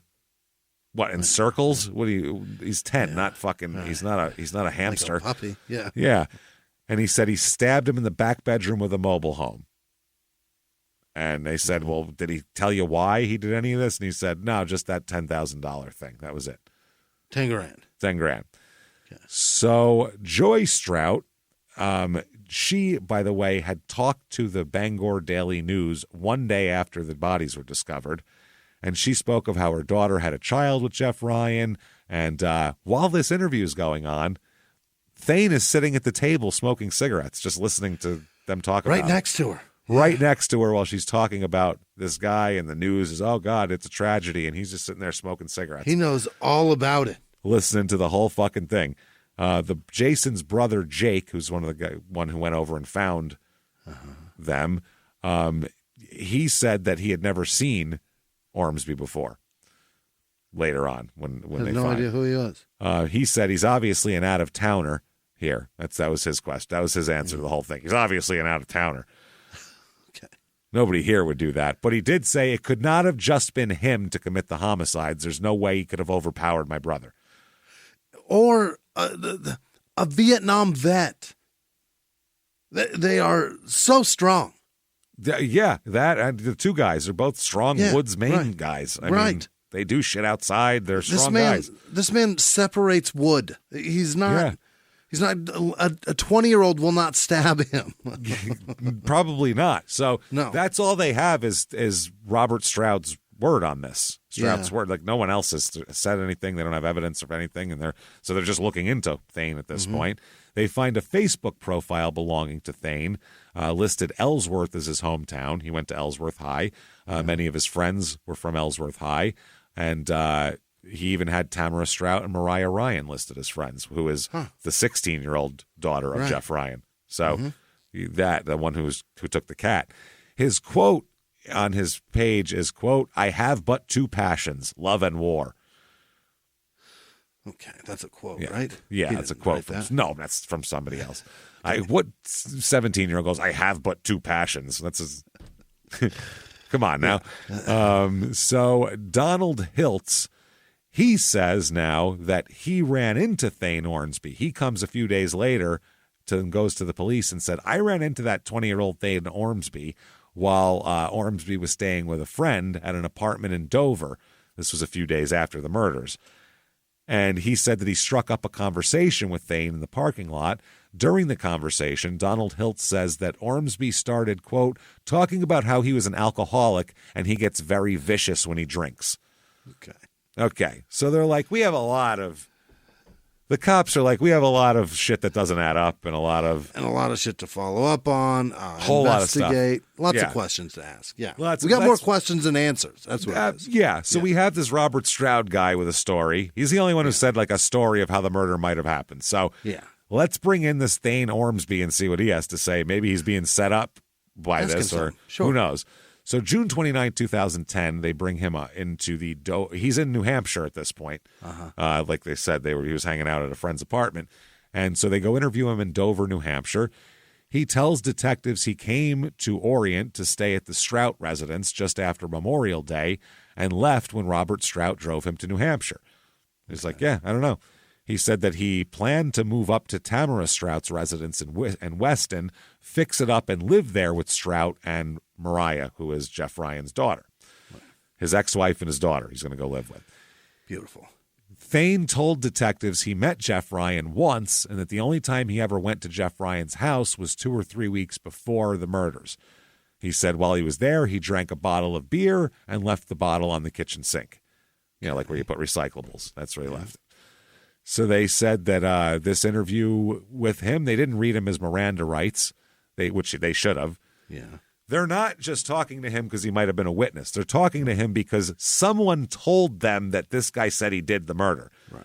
So if he's that level they absolutely should have read him his fucking rights if they want to be above board here. If he's that interesting as a person and a suspect and a person of interest at minimum, yes, let him know. Yeah. You got to do that. But they said they didn't. They told him he wasn't under arrest. They didn't read him his Miranda rights. They said it was real.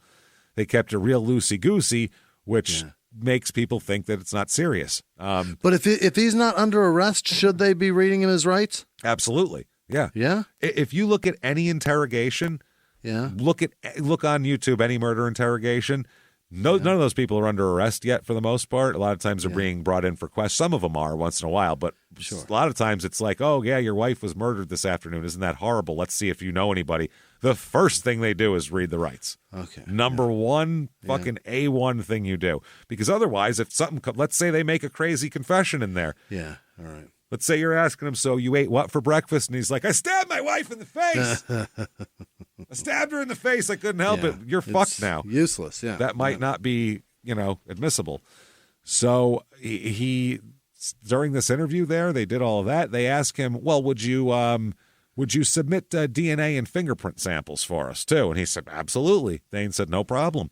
Really? Yeah. They said, have you ever met Jason DeHaan or Jesse Ryan? And he said, not at all. No, I never met either one of them. I've just met Jeff the one time, and I know of him through his ex-wife and his daughter and, the whole family there. And here's my fingerprints and my DNA. And they said also, do you smoke? And he said, yes, I do. And they said, all right, thank you for answering questions. You go have a good one. Yeah. Okay. 3 days later, they get the results back of all the That DNA. was fast. Yeah. And they find out that Ormsby's fingerprints matched the latent print from a beer bottle that was collected from the kitchen counter in the residence. Right.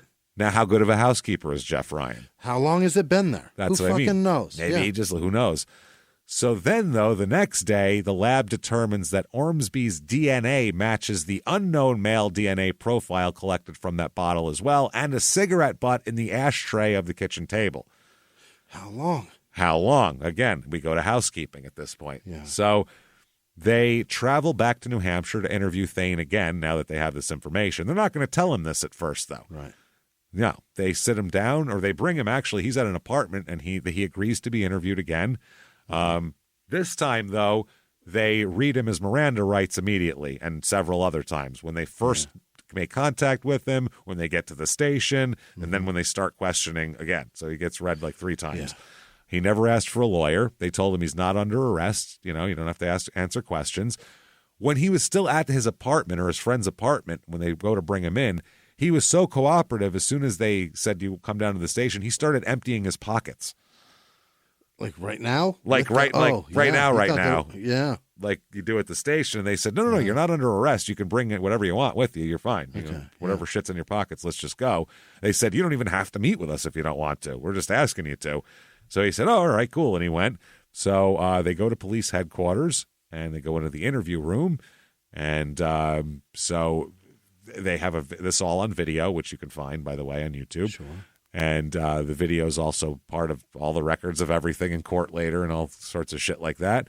So as the interview began, he sits next to the door, which was left ajar several inches throughout the interview. Oh. This is on purpose. Most of the time you want to keep a guy closed in and feel like that. They feel like they might get more out of this guy if he feels like he's got an out. If he feels like he can leave. And like he's free. Yeah. They might get more out of him this way. It depends on who you're interviewing, of what you, it's a gut feeling, and I'm sure experience. If you do 100 homicide interviews, you can't ask them. Yeah. What would make you less comfortable if we did this or that? Yeah. You got to know. That's part of the job.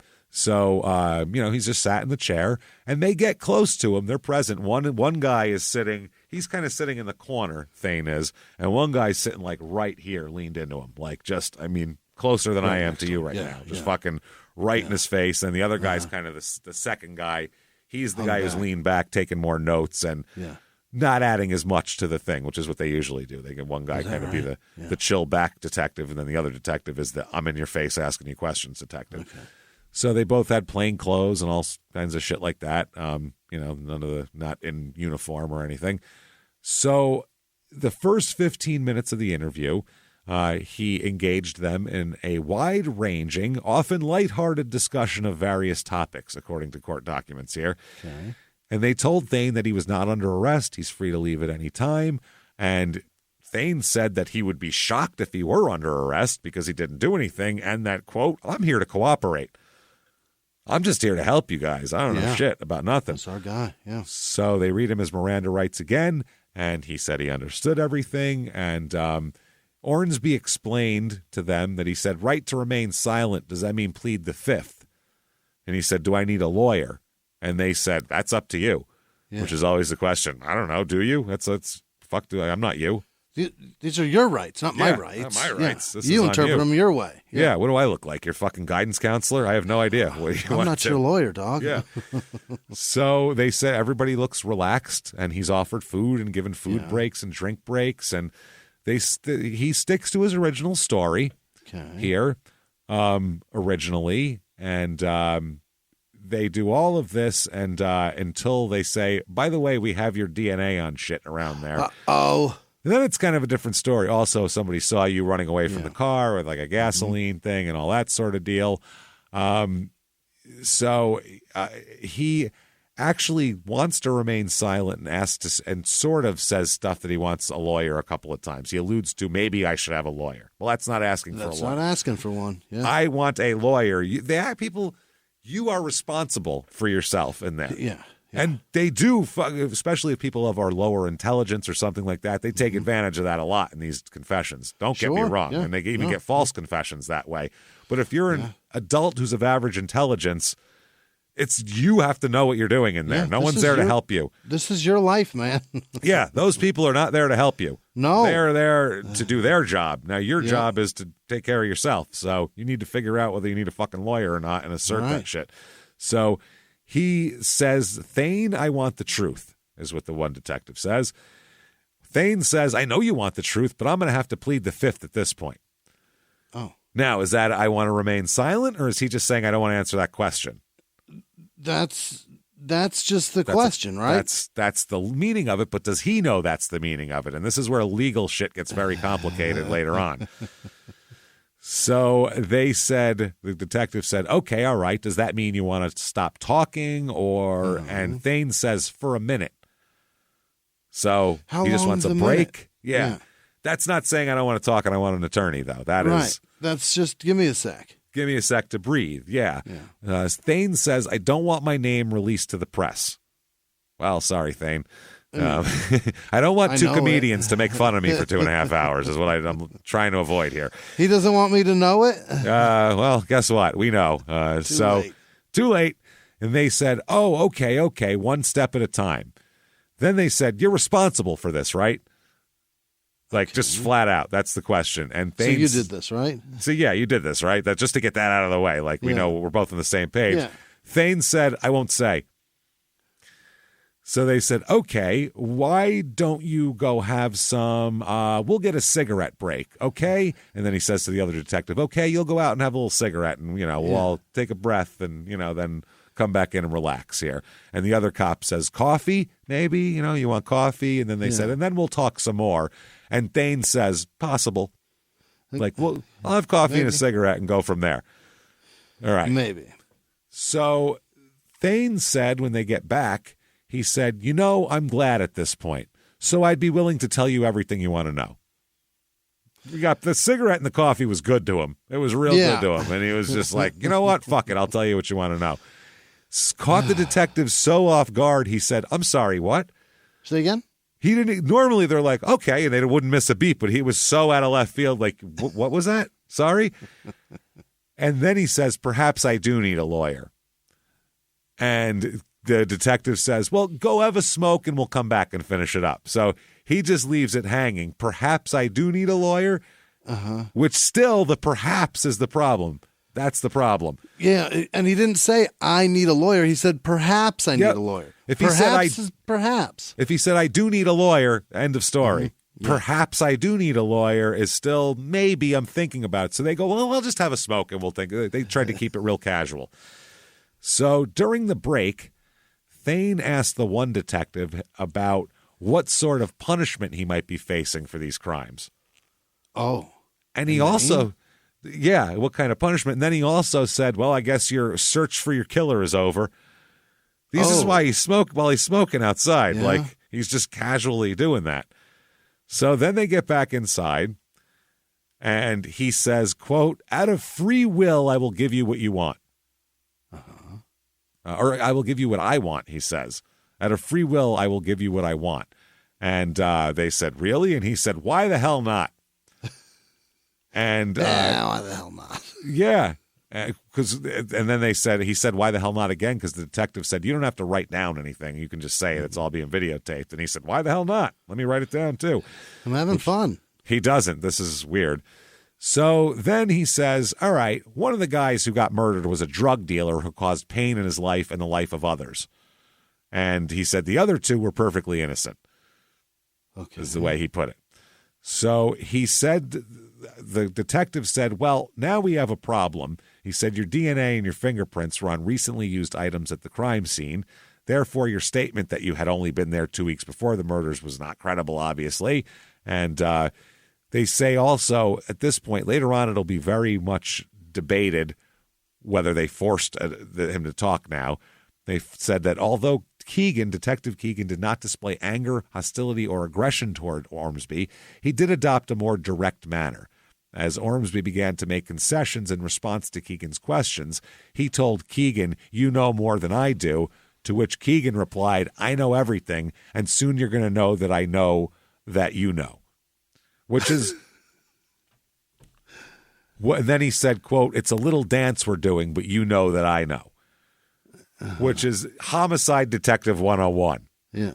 Is I know way more than I'm even not asking. Tell you. Yeah. Yeah. Some people want to talk, so you go in acting like you don't know anything, and sometimes you go, I know everything. And you know I know. And by the time we're finished talking, you're going to hear some things that allude to you that I know that you don't want me to know something, but it doesn't matter because I already know it. I know you know that I know. So, you know? Exactly. So you're in trouble, is what I'm telling. That's what I'm saying. you're fucked. Yep. And that was right before the cigarette break here. Mm-hmm. So later on, they said that he was saying that Jeff was a bad person and a drug dealer. So they said, you hated Jeff because he was a drug dealer? And Thane said, I mean, yeah, I smoke weed, but I don't believe in drugs.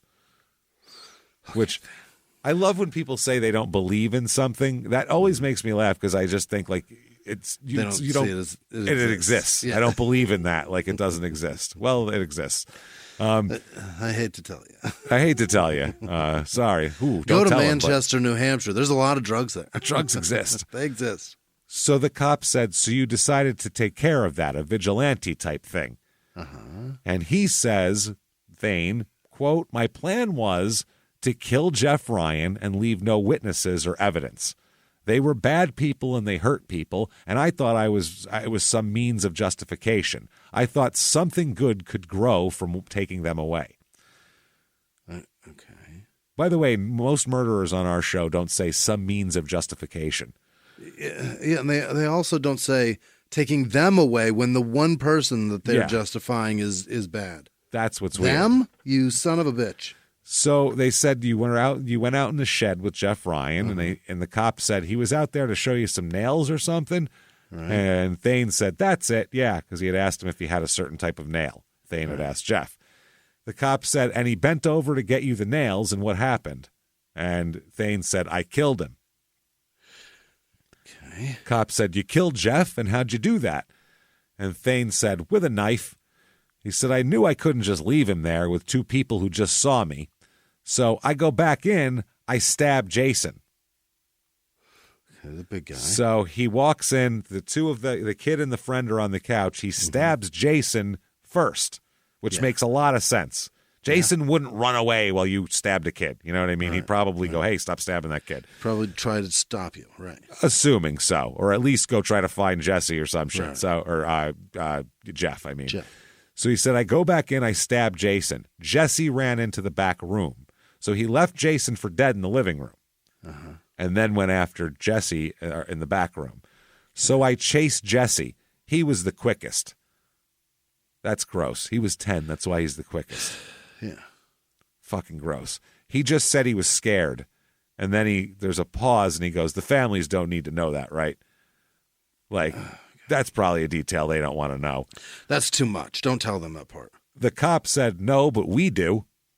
Yeah, we need to they know don't need everything. to know what right. we need to know. And they said, how many times you think you stabbed him? Meaning Jesse. And Thane said, well, I heard on the news 5, so I'm assuming it was 5. He doesn't remember. That's not the answer. No, but a lot of people don't remember how many stabs or how many gunshots they let off. It happens all the time. It's a very common thing. Gunshots, really? I mean, all the time. There's only a certain amount that are in that gun, unless you reloaded. You know what I mean? Yeah, but I mean, they'll talk to cops that have been in like a shootout situation, and not even where they're in trouble or anything, where they have reason to lie. Yeah. And they'll go, "What'd you shoot?" And he goes, "I squeezed off 2 rounds, and all of they're empty. They squeezed off 6." And they were like, "I squeezed really? I thought it was 2." Yeah. It's just your brain. Your brain does not let you fucking. But with a file revolver certain too, if you've got a small amount in there, 6 goes so fast. Oh, bang, bang, bang, bang, bang, bang, over. You can empty a 38, and it feels like you've got some left, and it's just clicky, and it's no good. You just don't. People forget. You better things. just throw this gun. Fucking Hopefully it's heavy enough. Yeah. So he said, I'm assuming it was 5. Okay. So the detective said, so then you come back out to check on Jason and he's gone? Because he was. And Thane says, and he's gone. He disappeared. Yeah. Which is, imagine if you're him coming out covered in blood with a knife and you're like, oh, fuck, I lost one. Exhausted, too. Yeah, oh, yeah. You're stabbing the shit out of people chasing a 10-year-old through a trailer. He said he disappeared. He ran down the road, and I chased him down the road. That's why you found him in a ditch. He didn't understand because obviously I had just met him and there was no reason for me to be doing this. It was really the first time I met him. Wow. And the cop said, did you do something else besides stab him? And Thane said, I cut his throat. And they said, you cut his throat? How many times did you cut his throat? And he said 2, maybe 3 slashes. He knows too much. It's crazy. So he said he didn't plan to kill Jason or the boy. He said, I didn't want to kill them, but I didn't want to get caught for murder. True. So, you know. Well, here we are. He described stabbing Jeffrey Ryan multiple times in the back when he turned away to show him some nails in the woodshed. It said he was just stabbing the shit out of people, basically. So police asked him what they should do next. What should we do next? And Ormsby said, quote, you need to arrest me first, for starters. Yeah, obviously. Obviously. In a jail cell, guys. So why do you want me to tell you how to do your job? Well, you need to arrest me first, for starters. Yeah. Before we get anything going, you probably need to process me a little bit, get some shit like that. Those charges are going nowhere without me, so lock me up, guys. It's fucking weird. So, they said DNA evidence, fingerprint evidence, and confession now they have. And they have the witness tying him to the truck and the Robert Strout, and they have all these different things. Problem is, Robert Strout has not told the truth completely yet at all. Oh? And lied a couple of different times, and so there's a problem there where that's not all wrapped up in a neat little bow. They think he might have had more to do with this than possible. Classmate, the press talked to his former classmates because he's only 20, Thane. They say, well, what the fuck? Has he always been a nut or what's going on here? And people said, no. In his last month, he posted "Life is Good" on his Facebook page.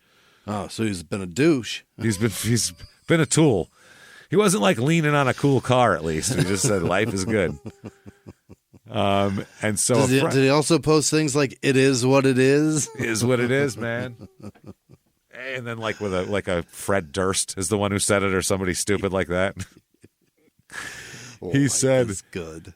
He said, his friend said, "This makes me sad. How did things change so much in just over 2 months?" He made the Facebook entry on April 22nd. So they're like, that's ridiculous. Friends said they remembered him as a friendly teenager, meaning Thane. Some said he had a dark side and that he had changed before he left high school. Yeah. From what I understand, piecing together his background here, it's a tough thing to piece together. He lived with his uncle from 12 to 17, from the time he was 12 to 17. Fuck happened to this kid? Well, he was removed from his mother's home by the Department of Health and Human Services because of physical abuse. Oh. So he was, literally the state took him out of her home. Yeah. Bad stuff. So he lived with an uncle. He attended Ellsworth High School within the last several years, where he was a member of the track and wrestling teams. Okay. So he's a strong kid that knows how to fucking scrap, too, which is another thing they thought about. He's a big, tall, blonde But he's also a smart kid that's qualifying for extracurriculars. That's crazy. You got to pass everything. Just a few years later, he's a piece of shit. He was on the honor roll in high school but didn't graduate. Dropped out during his senior year. Rakuten is the smartest way to save money when you shop because you earn cash back at over 3,500 stores. Fashion, beauty, electronics, home essentials, travel, dining, concert tickets, and more. Your favorite stores like Lowe's, Levi's, and Nike pay Rakuten to send them shoppers. And Rakuten then passes on a part of that payment to its members as cash back. You're already shopping at your favorite stores. Why not save while you're doing it? It's a no-brainer. Membership is free and easy to sign up. Get the Rakuten app now and join the 17 million members who are already saving. Cashback rates change daily. See Rakuten.com for details. That's Rakuten. Your cash back really adds up. Escape reality and immerse yourself in a gripping tale of mystery, murder, and romance with June's Journey. Join June as she unravels the truth behind her sister's mysterious death and use your observation skills to find hidden clues and uncover dark secrets. Plus, you get to explore stunning hidden object scenes, from New York parlors to Parisian sidewalks, as each chapter reveals captivating mysteries. How sharp are your observation skills? Put them to the test in June's Journey. Download for free today on iOS and Android. The principal of the school said he was a student here and no problems with him. Yeah. They said that friends said that they knew he had a troubled home life and came from a bad background, but that he was a friendly, nice guy. Yeah. One classmate said, "It's so shocking. I don't know anyone who didn't think he was a good guy." Mm-hmm. Another one said, when I knew him, he was a Sunday through Wednesday churchgoer, and he went to Bible study groups on Thursdays. Yeah. So he has gone way around the block here. One friend, though, said he had his dark side, and they were both, this person met him when they were members of this school cross-country track team. And he said he was a good kid back then. He had a different group of friends, but he was well-liked by everyone from there. They said he had a tough childhood, a tough life from the start, his friend said. We knew he was like an American Viking and could probably stay out in the woods forever, but I never would have predicted anything like this happening. Okay. So they were like, we expect him to maybe do some weird shit and be like the guy on that fucking garden documentary. And like, we expected that out of him probably, but not just like learning how to spear a fish while he's nude. Right. He's an outdoor capable person. I wouldn't see butchering a family and their family friend. Probably not. Then they found out that there was apparently 2 people he wanted to kill, and Jeff Ryan was just number 1. He had a list at home with kill this guy and kill this guy. And the second person on the list had not been physically harmed, and they kept the name secret. Mm-hmm. So how are all these fucking murderers so fucked in the head but so organized enough to make lists of people they have to kill? Yeah, I can't even keep track of whether or not I have bread in the house. I can't keep track of these shows and what state we did. Oh, God, forget it. It's so hard. This guy's like, gotta kill him. Okay, let me write that down. I'm jealous of their organizational skills. Whew. So people said that, he was one person described him as unfailingly polite, and another person in 2 minutes later described him as a walking monster. So these are both people that knew him in high school. So depends on who you are and the interaction you had with this man. One person that knows him very well here is a guy named John Frary. Frary? F-R-A-R-Y. A tough name. Ferrari. Ferrari. Apparently, Frary, John, was a former college professor, and he tried to make a run at a House of Representatives congressional seat here. He tried to unseat U.S. Rep Mike Muchad. How the fuck do you say that? Michaud during the 2008 election. Mushad, maybe. Mashad. He tried to unseat him. He ran. This guy's running as a Republican.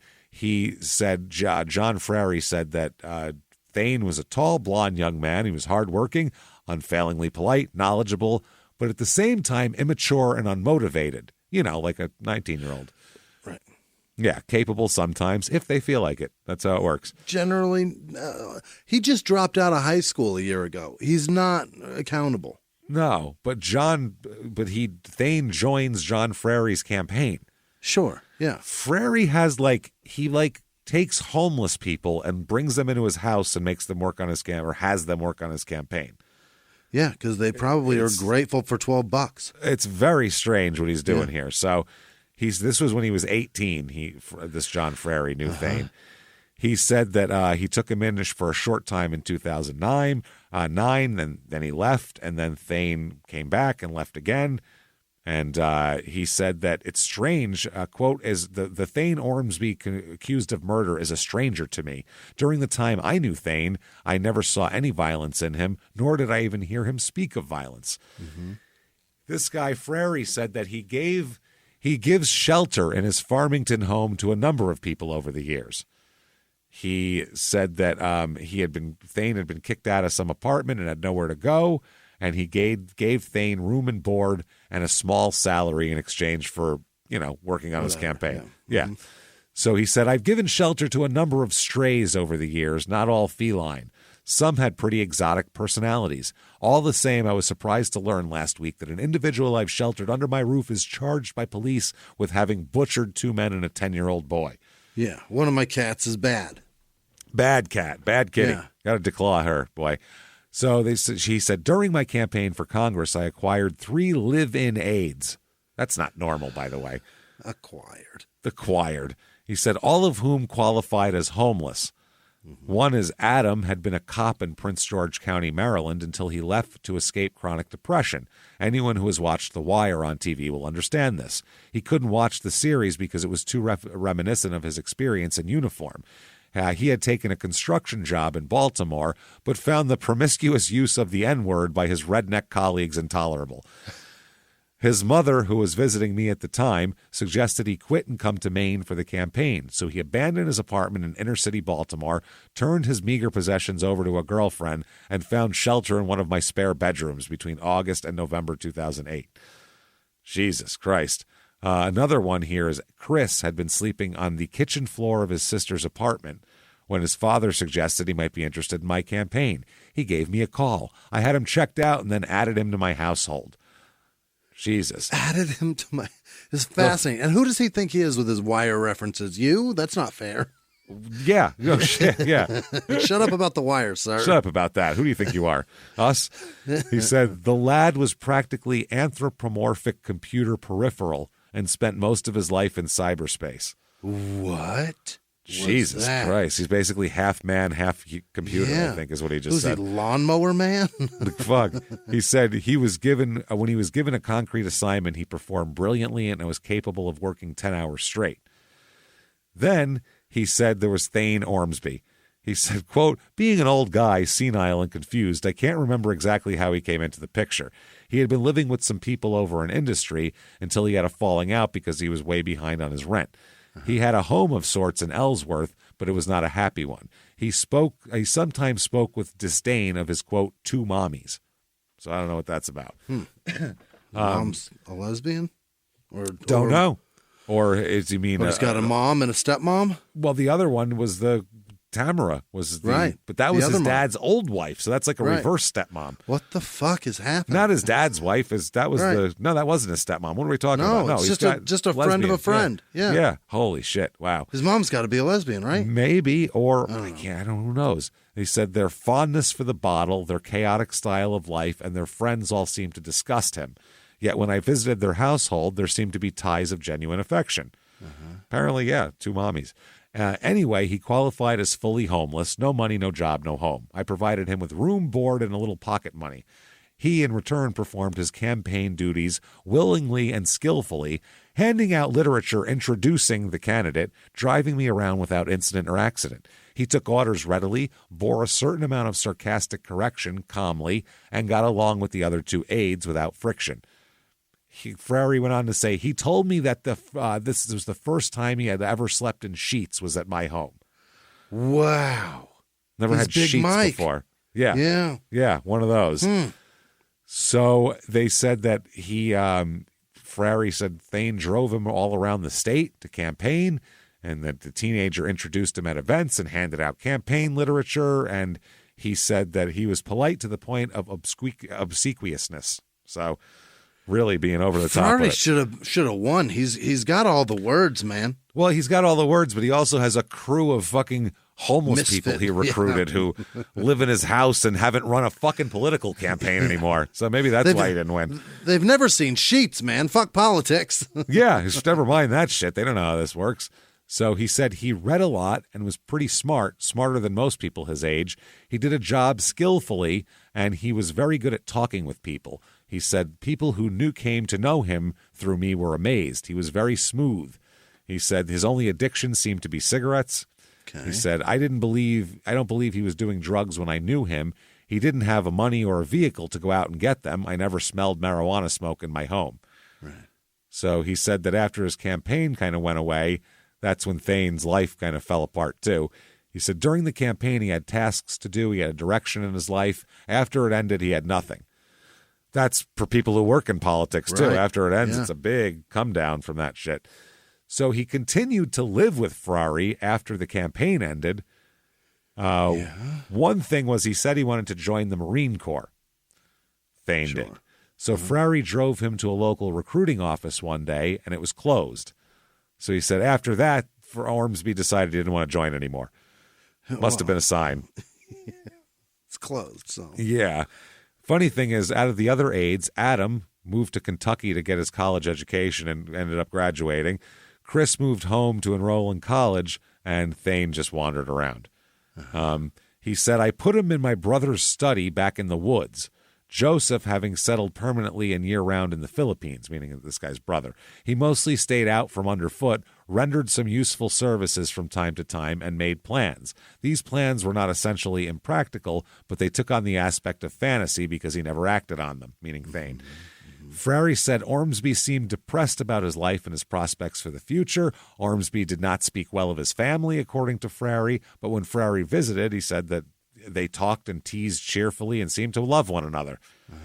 Frary said that he never talked about his father or any connection to Amity or Orient or anywhere near there in Maine. He was just polite and all that kind of thing. He said he mostly did what he was told without objection. Got along well with my cats. Oh. Well, that's important. Yeah. I took him along to St. Stephen's Traditional Anglican Church. He even officiated as an acolyte on several occasions.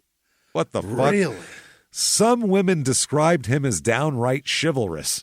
Oh, an angel. An angel. I detected no homicidal tendencies. Whenever he said something weird, I detected none. Shit. I didn't think he was going to kill everybody. It's just weird. Whenever he said something weird, I attributed it to natural goofiness of the adolescent male entering manhood. I have no therapeutic talent or ambition. Angst bores me. When you are readily advancing on age 70, a realistic view of your future features senile decay and death. This guy is a breath of fucking fresh air. Enough. Real ray of sunshine, this guy. No wonder you lost. I'm going to take him with me to all my doctor's appointments, and we're just going to have a good time. Tell me the bad side. So when he spoke despairingly of his present and future, I felt to point out that his possibilities were far greater than mine. Like, well, I'll be dead in 10 years, so right. Be happy. He said that he was in good health and had an excellent physique, meaning Thane, and he called him, quote, absurdly good-looking. Are you getting the vibe here from this guy that brings men into his home? Right. Why do you wrangle in desperate men and then compliment?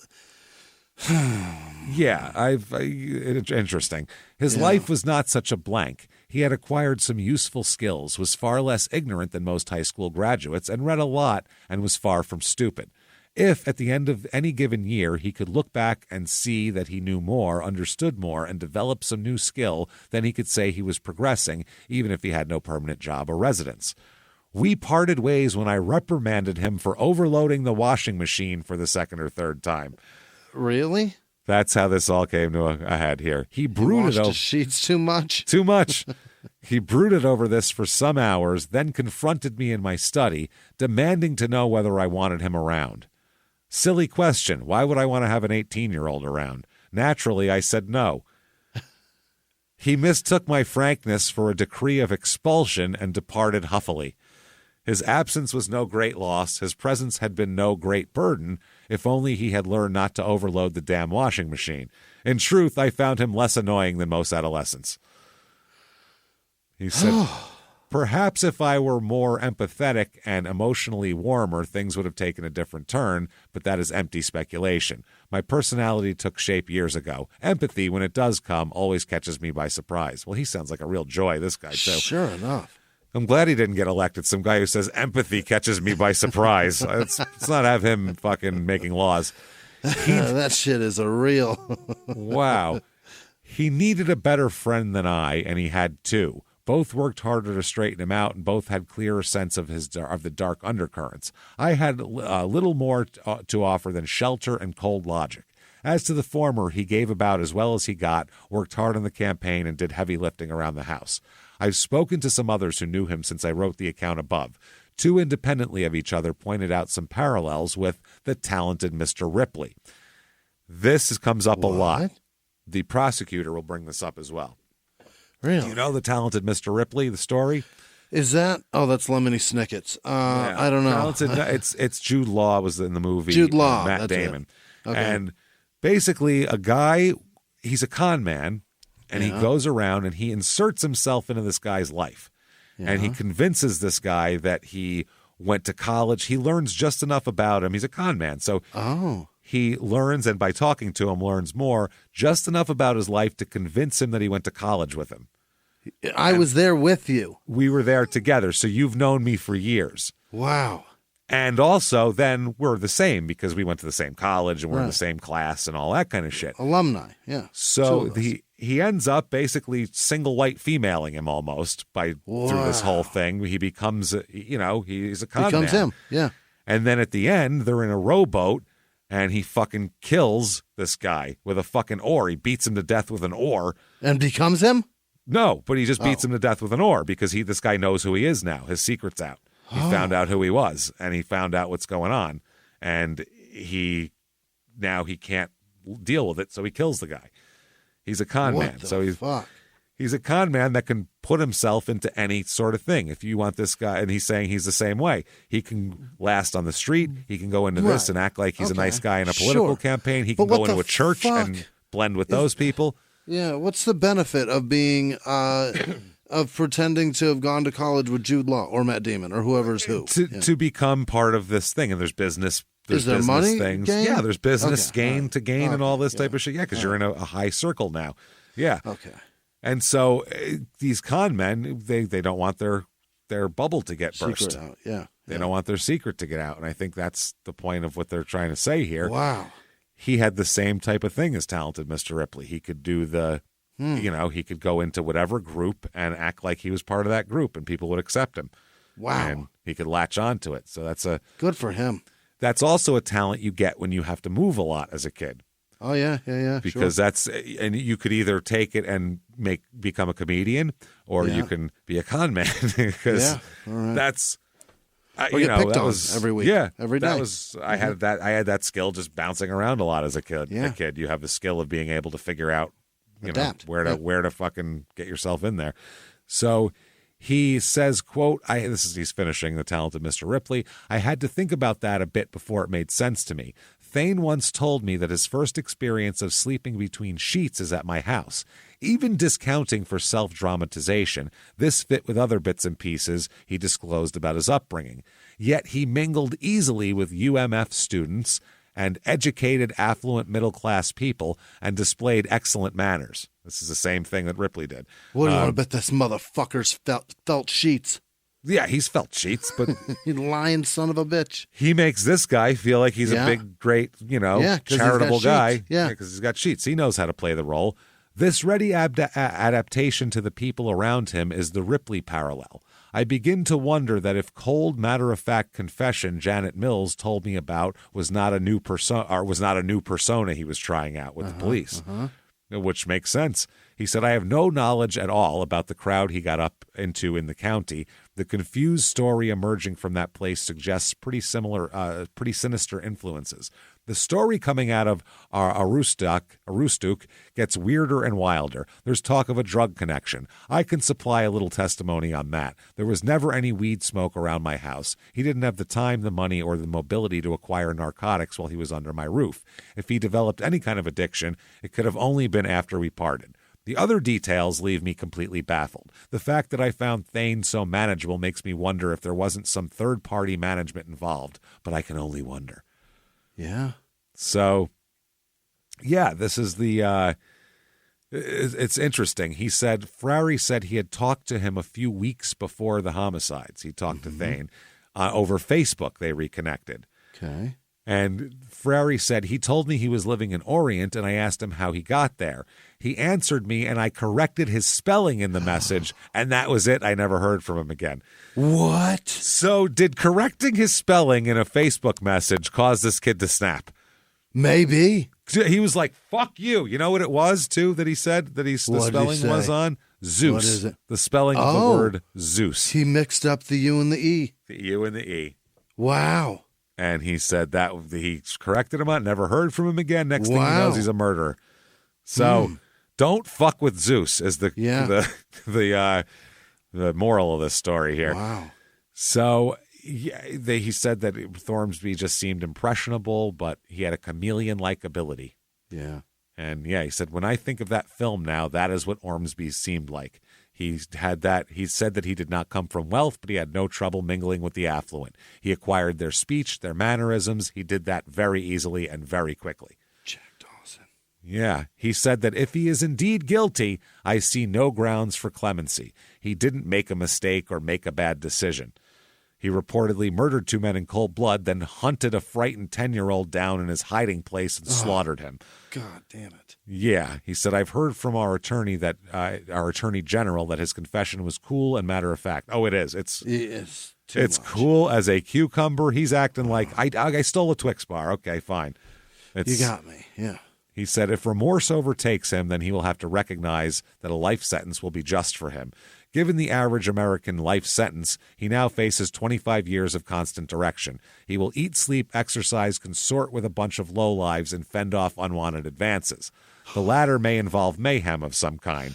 Suicide is a possibility. The only productive purposes in his empty existence in the remaking of Thane Ormsby. He can read, think, and perhaps write. I expect I'll send him some books. Wow. Fend off advances. That's fucked Fend up. off advances is a way to put it. Another guy, Reverend Lewis Glidden, he said when Ormsby left Frary's residence, this guy offered him help. This Reverend Lewis Glidden of St. Stephen the Martyr Anglican Church in Oakland. Glidden told the newspaper that he met Ormsby through Frary, and he let Ormsby stay at his home. He said he seemed to be having a hard time. He didn't have a job or any money, so I let him stay with me. Right.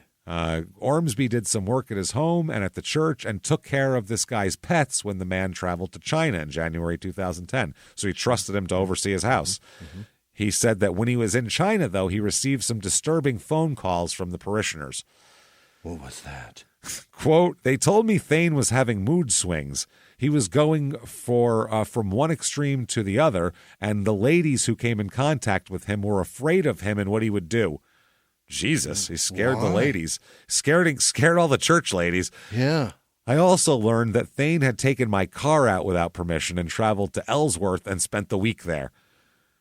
So by that time, this Glidden said he had already become afraid of Thane, so he had him removed from the property. That was February of this year, of the year of the murder. He said that when he first got to know Ormsby, he seemed like a nice kid, but when Glidden said that he soon saw Ormsby, he seemed to have two personalities, one that was manipulative and deceitful, and the other that seemed helpless and in need of support. Sure. He's a con man. He's a fucking con man. Yep. He said that while Ormsby was living with him, he tried to get him a job. He even set up an antique shop in New Sharon for Ormsby to operate. Wow. Filling the store with some of his own property and that of others. He opened a business for him. Run this. Sell this shit for me. Yeah. The business soon folded because Ormsby wouldn't show up for work half the time. So the shop wouldn't even open the wasn't even his open own shop. Wow. Yep. At one time, he took the whole month of December off. Well, I mean, yeah, you do. You do. That's what you do. Yeah. That's what you do when you sell things that someone might get as a gift. You just close down for all of the month where we buy the most shit. It's cold. I don't know. I don't want to go outside. Over there. It's a long I'll go back walk. in January. I don't know. I'll see you in January. We'll see about it. I'll think about it. Oh my God. It might be colder. Fuck. I'm doing a Santa gig. It's all month. Glidden said he tried to convince Ormsby to return to school and get his diploma, telling him that he could continue to stay with him rent-free while he got his diploma. Wow. He said every time he would suggest that Thane do something he didn't want to, Ormsby became furious. He said money also started to go missing from his home. Uh-oh. And Glidden believes that Thane also took a small amount of money that was set out in the church kitchen as well. Church money. You son of a bitch. Glidden said he also felt Ormsby was doing drugs. Glidden said, I was afraid of him. He got angry over little things, like if you suggested things he didn't want to hear. His eyes would go cold as ice. It would send chills up my spine. It was in China that I decided that I had done as much as I could for him, and that the church had done all they could do for him. I hated to do it, but I put him out in the street. I wonder sometimes if I could have prevented these killings if I had just tried a little harder. No, Well, if you can't. Been a little bit more what, Jimmy? Reverend Glidden? Christ-like? A little bit more is all Yeah. I'm saying. A little bit more. Yeah. I'm fucking not blaming this guy. It's not his fault. I don't know, maybe if empathy didn't catch you by surprise so much. that was the politician. Oh, all right. This is a different guy. It's a different guy. But I'm sure empathy is a foreign emotion, possibly. I don't know anything about this guy. So Glidden said that Ormsby became distraught and angry when a girlfriend broke up with him and moved on to another man. Yeah, we do that. As 19-year-olds do. None of that has anything to do with this. Did he drink and punch a hole in the drywall too? Right. Oh no. Yeah, it's normal. Did he happen to break that little bone next to his pinky before? Yeah, I bet he did. Yeah. I bet he did. He said it was during times like those that I tried to get him to take steps to make his life better. but he just wouldn't help himself. I started to realize that he didn't have control over himself or his anger. Others in the church saw it too, but none of us could believe it when we really found out what he was capable of. He says he now believes that Thane is a walking monster. Yeah. He said, I do intend to go see him as a priest when he returns to Maine. I am only doing so because I don't think he's capable of understanding what he's done. It is not the criminal justice system that's going to hold him accountable. I want to help him see that it is God who will ultimately hold him accountable. Is that right? Yeah. So the family of the victims here, especially the DeHaan family, still thinks he's not the only killer. They still say it was more than one. For sure. The father, Robert, said that they asked him, do you believe that Thane acted alone? And he said, that's a tough question for me to answer right now. Is it possible that the way that he was the only person?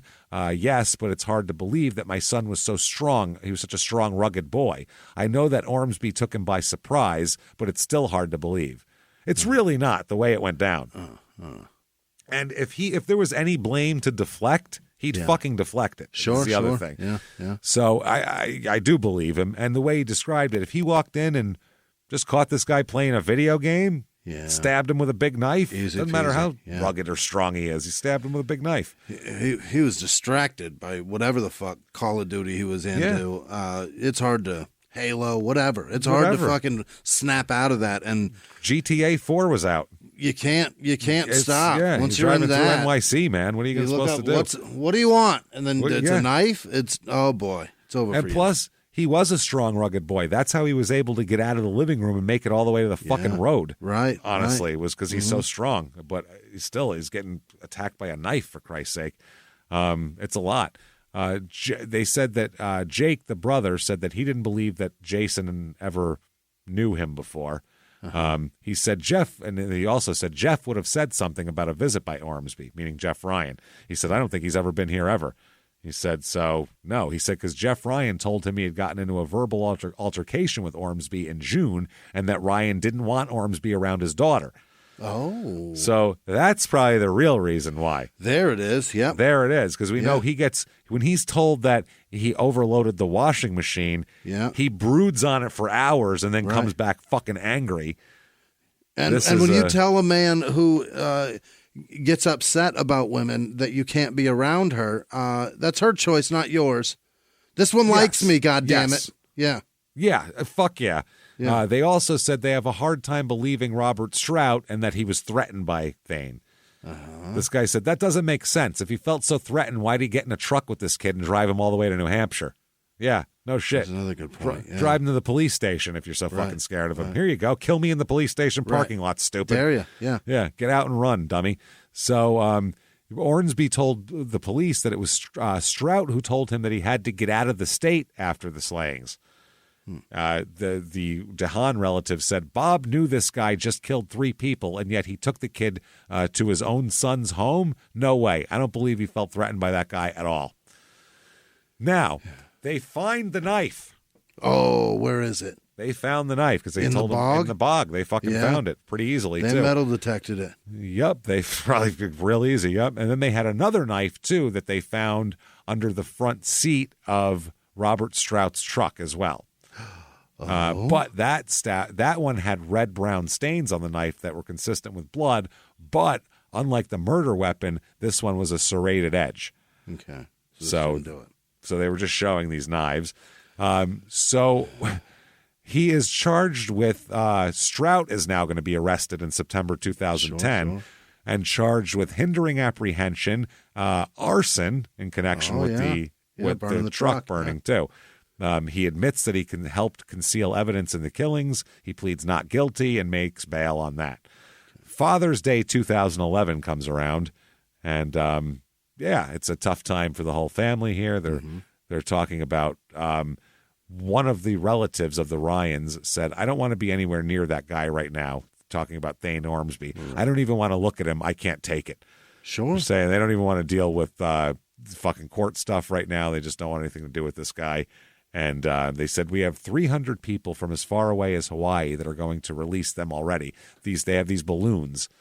They're getting a big memorial, and they're getting these balloons with notes attached to them with expressions of love pinned inside plastic bags to the balloons. Flying up to them, yeah.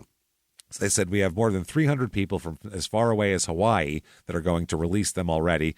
Jesse's baby brother, who is 9 months old, is going to release a red heart balloon. Oh. Yeah, he never met that kid.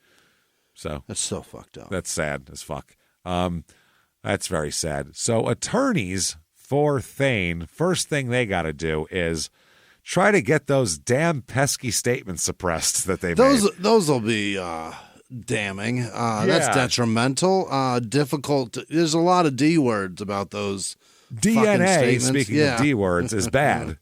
Yeah. But DNA there's not his blood at the scene. No. They don't find their blood at other scenes. Right. The victims, the DNA, you could talk it out saying that I stopped by and had a cigarette and a beer. Yeah, that can go away. If the confession's not in. If the confession's in saying I had those there, because basically he showed up, hung out with Jeff Ryan for a minute, smoked a beer, had a cigarette, said, oh, these nails, do you have them? Oh, yeah.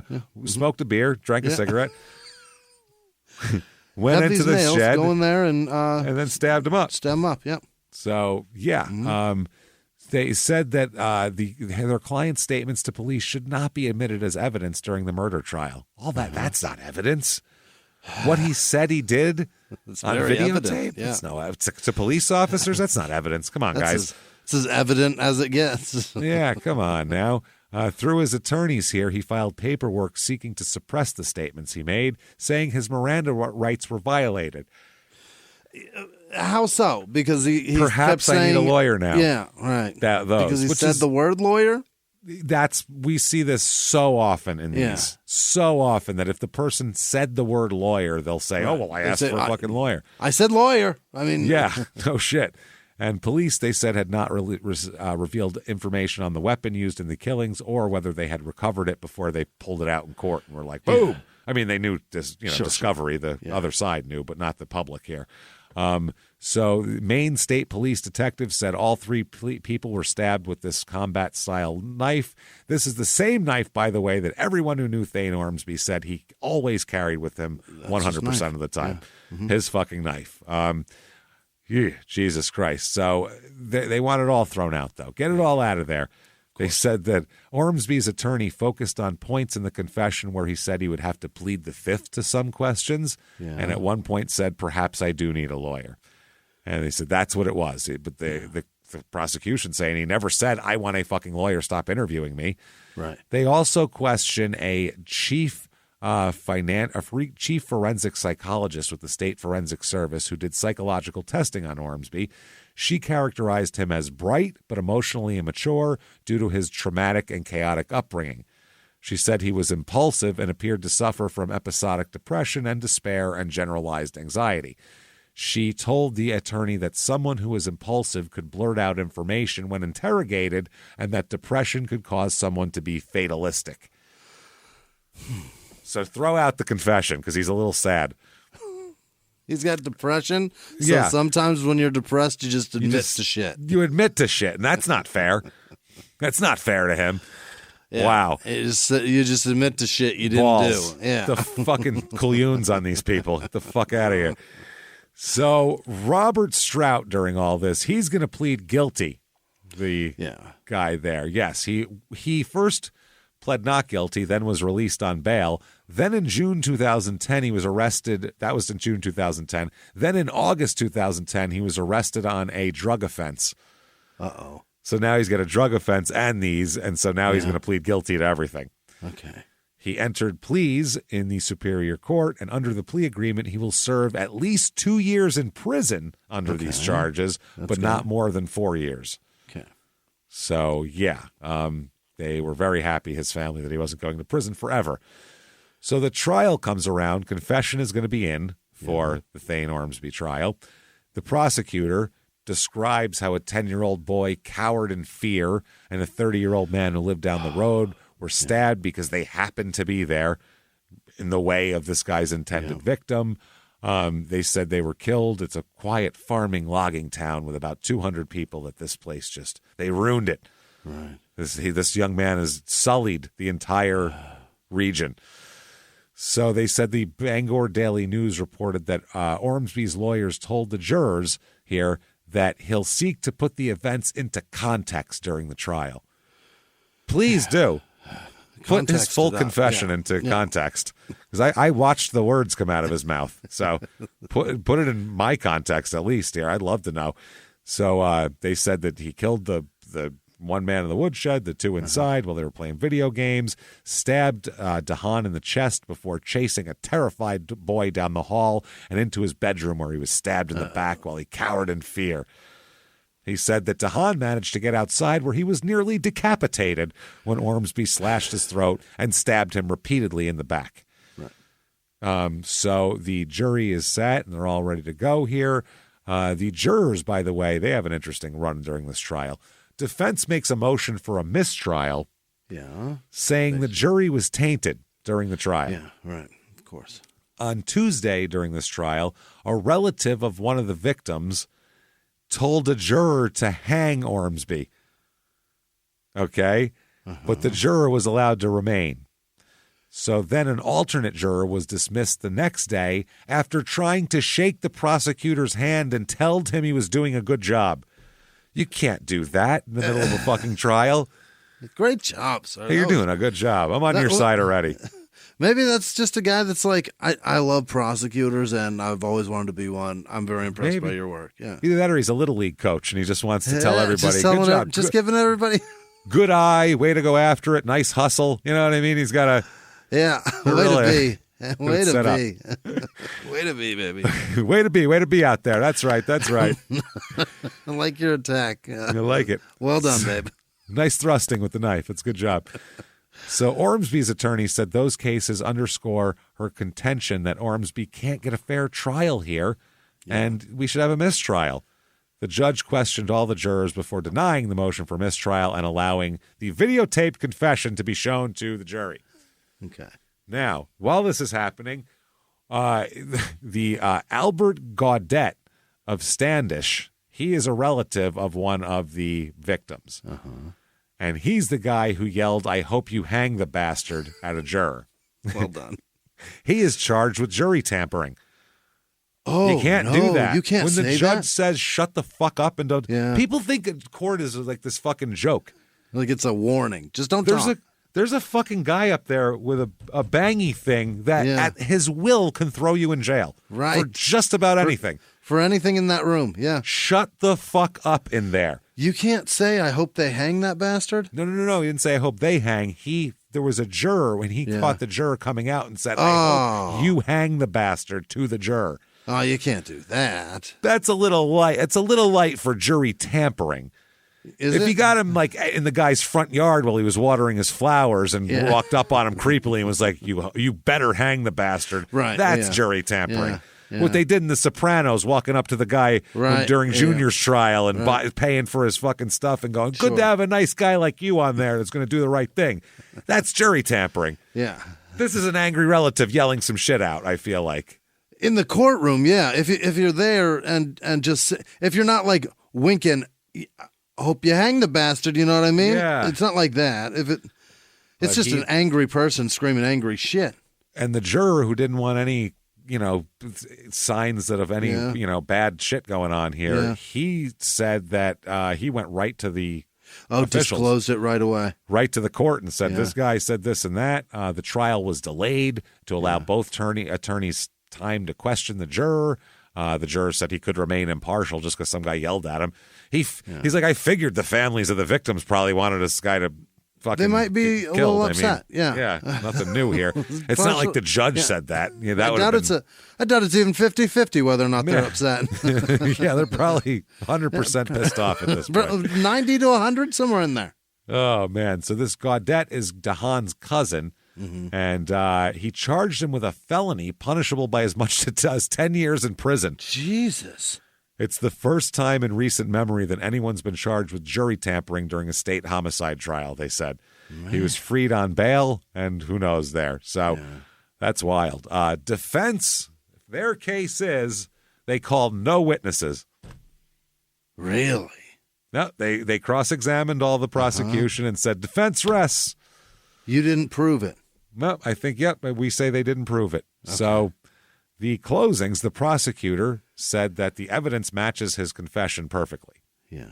How would he know these things otherwise? How would he know that the guy was out in a ditch? He said, I did this. That's why you found him in a ditch. Right. But he did read the media accounts first because he said the media said 5 stabs, so I guess it was 5. Right. So that is one thing. They said what he told the detectives and what you heard him say is totally consistent with the evidence. The defendant thought he had silenced all the victims, but now, almost 2 years later, the evidence speaks for Jeffrey Ryan, Jesse Ryan, and Jason DeHaan. The prosecutor described the crime as, quote, so shocking in its violence and brutality that it almost takes your breath away. It really is horrific. It's as bad a scene as you're going to fucking find. And the defense attorney, though, suggested that Robert Strout here was the man responsible for the crime. Really? Strout was supposed to be called by the prosecution, but then didn't get called by the prosecution. Because we don't need him. We've got a confession. Yeah, and there's a lot of gray area. Once you put him in there and he made false statements, it could fuck our whole thing. Yeah. So the defense says you may have cause to question Mr. Robert Strout's role in this case. Like, what about him? She reminded the jury that 2 knives had been admitted into evidence and that one of them was found in Strout's car. So he's like, what about that? Even though it's serrated and couldn't have been the murder weapon. Hey, I still would have been. As a prosecutor, I might close saying, I don't know, they can suppose anybody they want, but they didn't call that person and accuse him. Exactly. I know who did this. There's a reason I didn't call him. It's because he didn't do it. This guy did. Yeah, you could say that, yeah.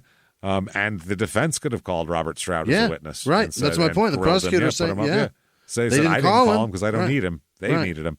The defense asked the jurors to, quote, take into account what influences and pressure may have been brought to bear on Mr. Ormsby. Yeah. You killed a 10-year-old. I don't care. What are you fucking talking about? Yeah. He's got a lot of pressure to bear. If he's like they're drug dealers and some big drug dealer, talked them into killing a rival drug dealer, you go, he's just a pawn in this game. You slaughtered a 10-year-old, bro. Fuck you, Yeah. So the prosecution, during their final statement, held up the second knife, the one that they're saying could have been the murder weapon. Sure. And the prosecutor said, they want you to believe this is the knife. Don't you think if Dr. DeWitt had seen something that was a telltale sign of this serrated edge, she would have mentioned it? It's all a distraction, people. Uh-huh. So the verdict comes in. It is a 7-man, 5-woman jury. Uh-huh. And he is charged with 3 counts of murder, 1 count of arson here is Thane. Okay. Yeah. And he is found guilty of everything. Wow. Guilty of it all. He doesn't react at all while it was read. But then he did ask corrections officers to remove him from the courtroom seconds after the jury walk out. He doesn't want to stay for the rest of the... Yeah, the statements I'm not interested in. I'm out. I want to go. The prosecutor said the confession appeared to have been very important to the jury. Well, no shit. Of course. It's all the evidence you have. Yeah. A guy said I did it, and that's surprising that they weird that they weighed that pretty heavily. And it matched up perfectly with the evidence and the DNA and everything else. Because, like we said, the DNA wasn't a slam dunk for he's the murderer. Right. He could have just been a guy who had a beer there the day before or had a beer there left and a murderer came. Yeah. Who knows? So for sentencing, he's trying to say he's crazy, insane to be legal, to be legal about the whole thing.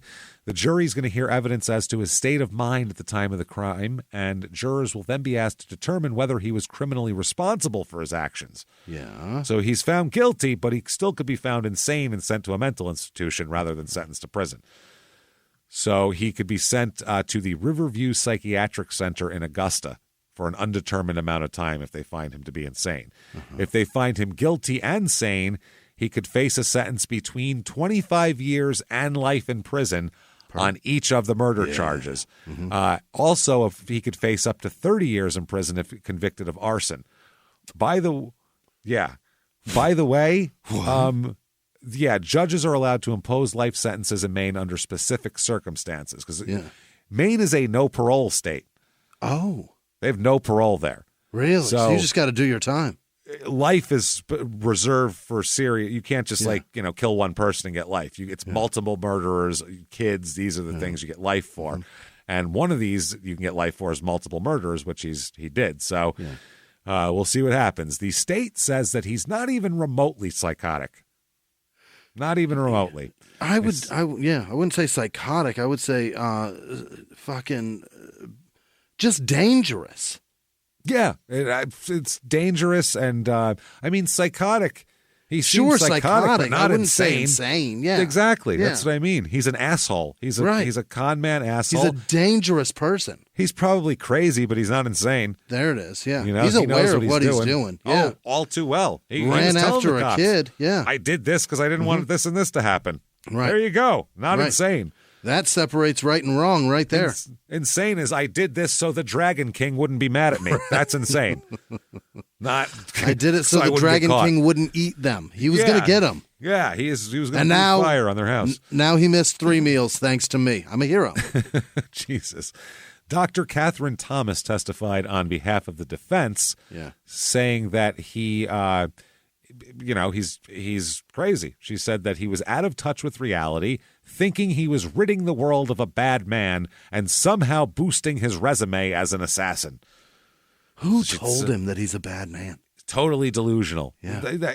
Nobody did. The guy got in a fucking argument and told him not to see his fucking kid anymore. Right. Stay That's away what from my happened. daughter. Right. You're 20, she's 16, and I think you're a scumbag. Stay I away think from my that's fucking gross. daughter. Get the fuck out of here. Yeah. Yeah. Yeah. If he could sit and brood about a washing machine comment for hours and then come back pissed off, that tells me that he will sit and he'll bubble and he'll fucking boil. So the Attorney General, though, said that Ormsby didn't have any type of mental defect or disease, pointing out that he did not suffer from hallucinations, didn't hear voices, and his methodical actions after the murder supported the belief that he was sane as fuck, I believe is the legal term for it. Right. They said he knew that he could, the two in the house could turn him into authorities. He had the presence of mind to clean up the crime scene by removing some items that had his fingerprints on them. He also burned his bloody clothing and threw the knife he used into the bog. Quote, he was not even remotely psychotic. But, they're saying Mad the other one, the defense says he was abused as a boy, which made him delusional. Okay. The deputy attorney general said that Ormsby was fascinated with killing and decided to kill Jeff Ryan because he thought Ryan was a bad man. Quote, he didn't think Jeff Ryan was too nice of a guy, so he put his thoughts into action. He said that his actions may not have been rational, but they didn't meet the legal requirement for an insanity defense. That's the thing. Any murder you can look at and you go, well, that's not rational, obviously. Right. It's not normal. 471 cases of irrationality, Indeed. And really just bonkers behavior. Yeah. Bonkers. Crazy behavior. Hard to explain. Yeah. But if you just Certainly not out of the realm of what humans are capable of doing for reasons of plenty of retribution. If you take anybody and have somebody watch somebody murder something and go, do you think that person's crazy? They'd go, fuck yeah, that person's crazy as balls. Did you see him? He's that stabbing was the shit out of crazy. that person. Yeah. That was crazy. But then if they go, here, hide this knife for me and start collecting evidence, then they're not so crazy anymore. No. They weren't just like, blah, blah, blah, blah, blah. That's crazy. I don't care. I don't give a shit. I'll wear this person's head on my fucking hat, on my head as a hat, and walk into the police station to complain that I got a ticket last week. I don't care anymore. I don't care anymore. Yeah. My name all over the place. I don't care anymore. I don't care anymore. With a bear head hat. No more. No. That's crazy. That's crazy. Holy shit. So they request that he be sentenced to life in prison for the murders and 30 years on the arson charges. So max out totally. He tells the judge, quote, this was such a waste of human life. A 10-year-old child butchered with 2 adults who were minding their own business. We can only imagine the horror that Jesse Ryan felt as he ran into that back bedroom in a futile attempt to hide. The defendant decided he wanted to kill someone, and he set out on that path, and he didn't want to stop. You bet. Yeah, no fucking shit, man. Maria Ormsby, he has somebody speak for him, and it's his mom. Wow. Thane's got mom out there. What is she going to say? Removed from her home at 12 due to physical abuse. Yeah. What the fuck can she possibly say to redeem this? Well, she talked about how happy she was when he remembered to send her a note on Mother's Day this year. Oh, lady. That's nice. His grandmother, Janice Wilbur, said that he was a good kid growing up and that she was proud he recently received his high school diploma while in jail on murder charges. His uncle... I mean, your grandma's going to find something. They dig He's a nice deep boy. for pride. They do. Yeah, they'll find it. They're looking for something. Look, I found a nugget of pride. It's right here. He got his Hold on. diploma. Wait. Let While me in polish prison, it off yes. quick. It's covered in shit right now. I got to polish it. Hold on. Let me knock that off of there. His uncle, Stephen, also took the stand and asked the judge not to sentence him to life in prison. His grandmother said, quote, "We still have hope for him." Oh, yeah. Right. They asked Thane, "You got anything to say for yourself?" Which you should say something at this please point. say something. He said, "I'm good, thanks."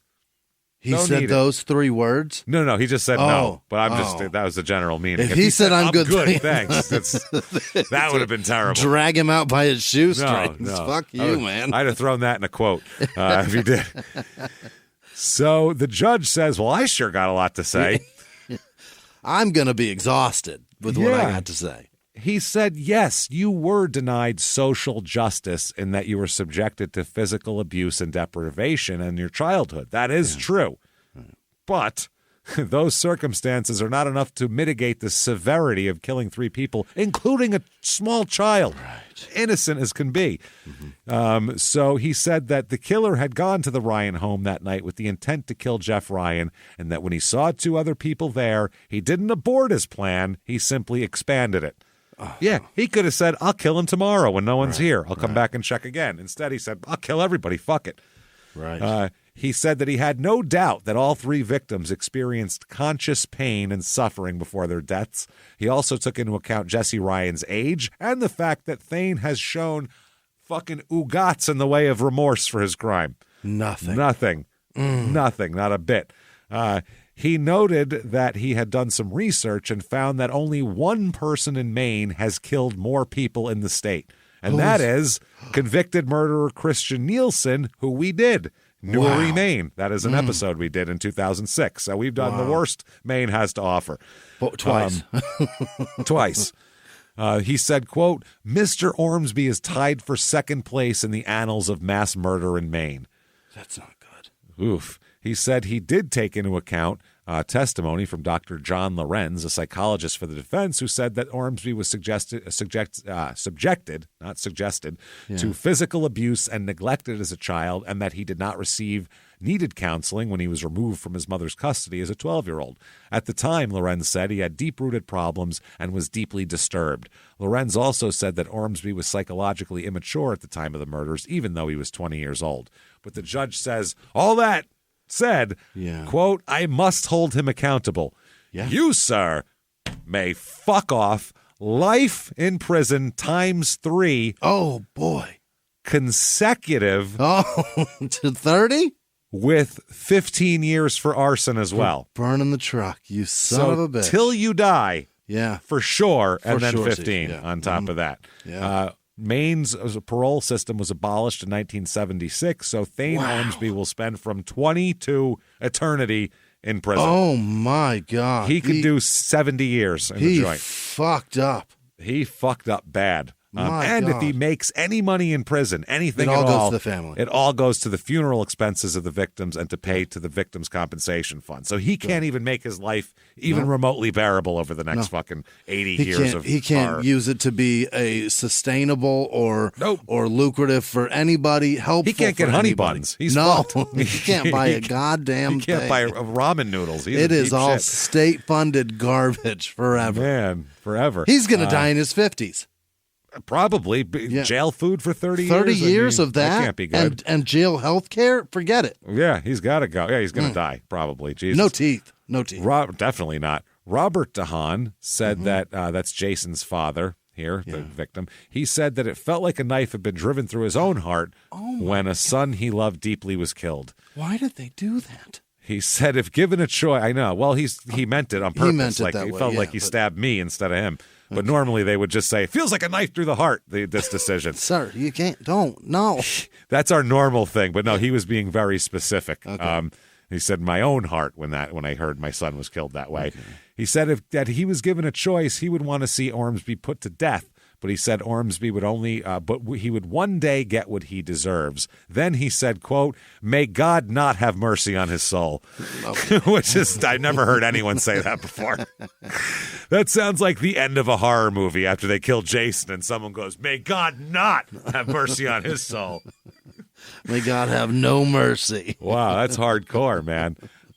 Jason's 12-year-old daughter also spoke after her mother spoke and talked about how the kid still has nightmares about her father's death. Of course. And has to sleep with the lights on now. Jesus Christ. That she had to watch as her daughter cried on the night of the father-daughter dance at school because her father wasn't alive to take her.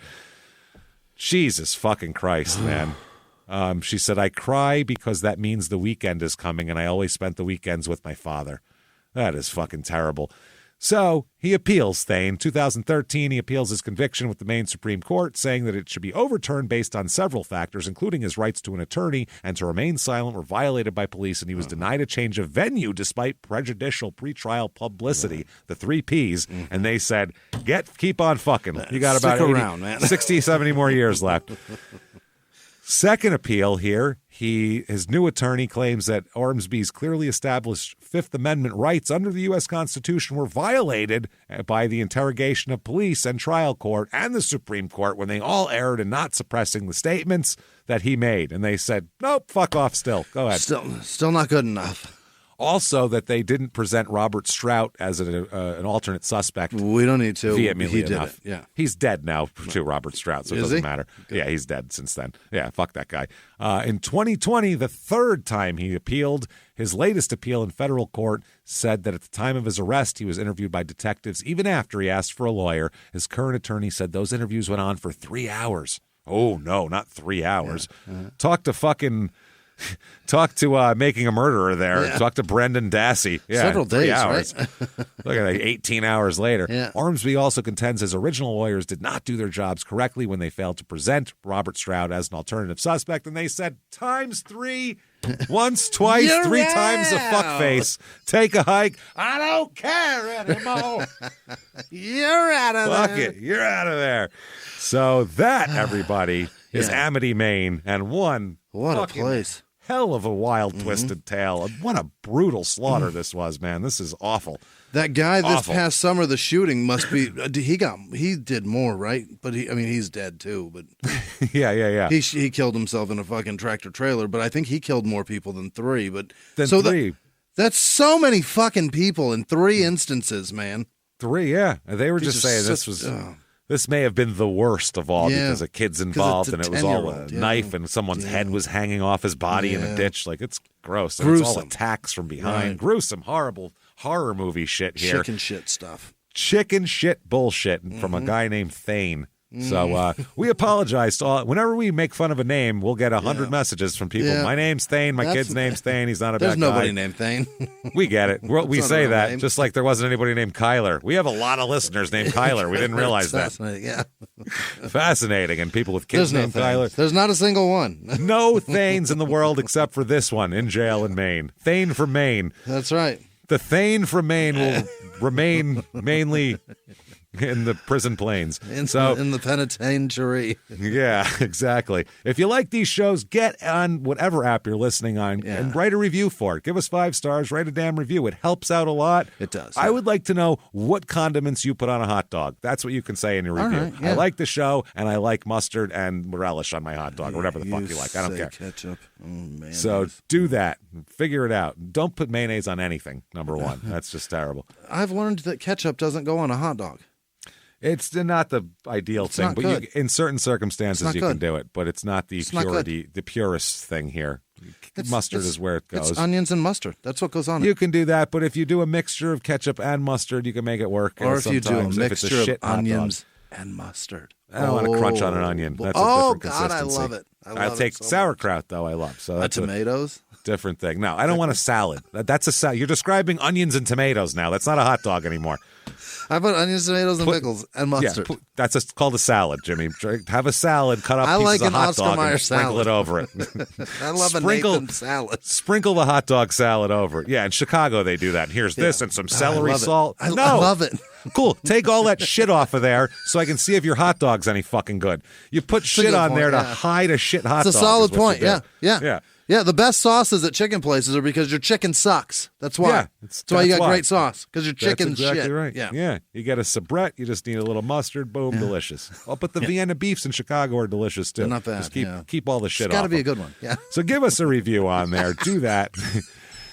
Head over to Shut Up and Give. That was for review. Yeah. ShutUpAndGiveMeMurder.com will get you, number one, merch, everything that's up there, new stuff up all the time, including also tickets to live shows this year. Huge slate of live shows all laid out for you. A couple of them are sold out. They're going fast. If you want tickets, get there now. Minneapolis, sell this bad boy out, and you'll be our biggest show ever. So thank you, Minneapolis, for being fucking awesome. Hopefully you will sell that out. Virtual live show 420. Get your tickets available right now at shutupandgivememurder.com. 420 virtual live show, just like a regular live show, but in your living room, anywhere in the world. And we're going to do the whole thing with the pictures and the thing and be just like a live show. Right. So that's shutupandgivememurder.com. Patreon.com/crime in sports. That's where you get all the bonus material. And we pump it out like crazy. I'll tell you that too. Anybody $5 a month or above, a cup of coffee, the best value in podcasting. Yeah. You're going to get 2 new episodes. First of all, a whole big back catalog, hundreds of episodes. Then 2 new ones every other week. One crime and sports, one small town murder. You get it all. And they're all interesting, trust me. This week for crime and sports, backed by popular demand, shit to do with sports, personal ads. Yeah. From the newspapers from the 80s, 90s, and 2000s. The like a Dubuque Journal, radio station. we'll find out. We'll find out people trying to sell themselves for love in the newspaper like they were a fucking 87 Pontiac Grand Prix. It's amazing. Like they got a dash mat for a buck. Yeah, limited miles, new tires. You know what I'm saying? So check that out. Then for Small Town Murder, we're going to talk about the Collier brothers, who are these very weird brothers who hold up as recluses in this brownstone in Manhattan. And eventually they had to cut out half the wall to remove them and all of their weird hoarded things. We'll talk all about that. Patreon.com/crime in sports. Also, listen to our other 2 shows, Crime in Sports and Your Stupid Opinions. Right. Your Stupid Opinions is an hour long, and we're into the comedy within 30 seconds in that show. There is zero excuse to not give it a shot. Zero. If you like us at all, if you've ever fucking gotten 2 seconds of entertainment out of us, you'll like this show. Trust us. If fucking God, we do all this for you, trust us. I don't care anymore. That said, Jimmy, hit me with the names of the people who are so fucking wonderful and do care a lot and help us out so much. I want to hear their names right goddamn now. This week's executive producers are Sarah Bajoy Kimose. What's that? Kimose? Kimose. I don't know. It's Why, Kimose, thank you. maybe? Kathleen Hayden, thank you so much. That was nice. Shelley Roberts and the gals from Gun Barrel, Texas. Thank you so much. You're terrific. Franny in Australia, thank you. I miss you too much. Kyle Norwig, you're such a doll. I can't wait to meet you. You're not one of the bad Kyles, Norwig. Stan and Diana. I think it's Diana. It may be Diana in the UK. Thank you guys all Thank you. so much for Fucking participating, being a part of this, and buying me nice things for my birthday. Oh, Other you're so producers nice. this week are Angela's cat Sprinkles, who was murdered by Dwight. Andy Zoff, Bigfoot historian Bob Titmus. Do you know who that is? I don't know who that is. I Is that a don't. person? Is that? Are we supposed to know who that is? I don't know if that's a reference to something we're not getting or and what. Andy but- Zoff is a reference to something else. I don't know. But I do know that Angela's cat is from The Office. Andy might very be confused. from The Office also. Who knows? Peyton Meadows, Mo Gibbs, Janice Hill, Scarlett Horbeast III and her brother Rusty, Alicia Renee, Ace Handlin. You got to talk about her. She's wonderful. Sandy Beck, Kim with no last name. They calls me Teddy Burr. Elena Darter, Jessica Ogden, Rachel Whitehead, Alec Abelman, Abel Mann, Lady Amalthea. That's what it is. Amy Scott, Julie Porche, SVB, Amanda 3, Katie Hayes, Marty Coalfield. Yep. Emily Lang, Matt with no last name, Delta Dawn, Christopher Phillips, Porsche, Wolford, Chris with no last name, Peyton Nolan, Carly Abbott, Raymond Bluebell, Kelly Denton, Donna with no last name, Talar with no last name. No, it's Talar R. Tyler. It might be Tyler. Tilar. That's not Tyler, is it? Fucking L-A-R, Teeler? It could be Tyler. Tiller? I don't. What Pilar is with a Yeah. P, right? Yeah. Tilar, I guess. That's if what my it's guess would Tyler, beat your mother Yeah. to death. Or your father, whoever fucking decided Whoever did on that to you. Yeah, it's LB their fault. Nartfarker? What is this? Nafzinger. Nafziger. Nartfarker. Kendall Osborne, Kyle F. There's another good Kyle. Rebecca McElhenney. Oh, like the Tabasco sauce. The obstinate, Right, McElhaney. Yes. Is that how it's? Rob. Is that? McElhaney, Oh, and Rob Yeah. Mack. That's Yeah. right. There you But go. isn't that the makers of Tabasco? McElhenney. Beats the shit I think out that's of me. the owners of Tabasco. The obstinate daughter, obstinate. Yeah. Give us that Tabasco money. Maria Jones, Noel Delaforet, Ava Erlia, Nicole Hennessy, Corey with no last name, Brett Ross, Steve Tidwell, Travis Thomas, George One Ball Wonder Blake, Cindy All right, English, good for Rebecca Buchanan, Shannon McKinley, Scott Elbert, Stephen Cook, Ashley Proctor, Amanda Sikorsky, Courtney Schultz, Devin Brashear, Chad Litzinger, Grace Poffley I don't know. Dawn Abramo, Heidi with no last name, James Gonzalez, Jamie Byrne, SD, the letters S and D, like a card. Amber Carter, M. Williams, Talonda Robinson, Michael Belcher, Sam Thompson, Ashley Graham, Ray Stebbins, Adrian Aquino, Aaron with the letter A. I don't know, sorry. Brittany, Brittany Drawhorn, Toriana Munari, Dorothy Ann Pierce, Joseph Johnson, Aaron P., Carl Wenzel, Ben Tuttle, Luke Hilton, Craven Moorhead, all right, Natalia Destin, Sam Grisafe, Melissa Pearson, Leighton with no last name, Jim and Kim Cody, Mary Zart, Hannah Bement, John Barlow, Cloud 7A, James with no last name, Andy Beecham, Shane Whitaker, Ethan Rye, what is this? Rhea Marsh, Kyle Pancake, I doubt it, Kelly Campbell, Tracy Thomas, Jim Jam, Sean Slade, Jill Pfister, Casey with no last name, Casey Witten. That's two different Caseys spelled different ways. Wow. That's crazy. That's Cassie, too much for me. Casey Witten, and Cassie all the donated fuck outta here. right in a row. That's Wow. unbelievable. You guys are... They Liz, did that on purpose. They coordinated truly. it. That's fucking... Bastards. that's never happened Stop before. confusing Liz us. with no last name. Melissa V. Ronnie Grubb, Megan Wright, Jesse with no last name, Cody Butler, Jody Boyer. What? Cody and Jody. Cody and Jody. Butler and Boyer. It's true. What's happening? Kathy Margulies, Megan Orr, Juliana's Jack daughter. Miller, Sinead Birmingham, Morgan Thomas, Janelle Borgstrom, Leanne Corbett, Andy Muth 1, Sasquito, David Wilbert, Lilac Lavender, Tyler Weath, Robert Poe, Casey Ort, Jada Lynn, Skylar with no last name, Miss Britt, Mel Shoebridge, Kimmy Wolf, Nicholas Hobbs, James with no last name, Robin Ragsdale, Sean with no last name, Emily Satori, Johnny Luff, Tracy with no last name, Jesse Marie, Amy Frick, Kevin Child, Scott Frank, Jenny Rimar, I'm not saying Rimmer, I won't say Rimmer, H.M. Redden, Nikki with no last name, Abriana only, Sure. Sean Campbell, Salem Golden, Steve Cecil, Aiden Wynn, Molly with no last name, Daniel Namislaw, Johnny Parks, Lauren Nogel, not going back, Shannon K, Stephen Scattergood,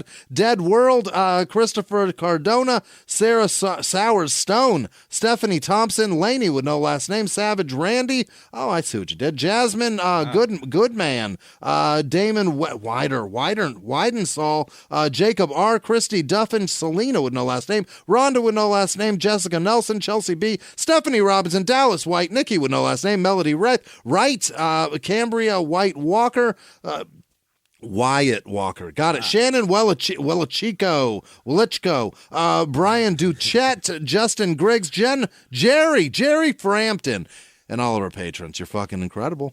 Thank you so much, everybody. You fantastic, wonderful people. We do appreciate everything you do for us, and we would never come into your home and slaughter you and your children, ever. Never once. So keep hanging out with us. Keep doing this. Follow us on social media. It's at Small Town Murder on Instagram, and you'll find us on there at Small Town Pod on Facebook. You want to find either of us on social media, the drop-down menu is on our website, Shut Up and Give Me Murder, and I'm finally doing Instagram now. So great. I gave up on Twitter, so I had to fucking ditch that. So now There's so much. It's built too up a whole thing over there. Now I got to do it over here. So lots of fun with that shit. Yay. Woohoo. Anyway, keep doing that. Keep hanging with us. I hope you care some more. And until next week, everybody, it's been our pleasure. I don't care anymore.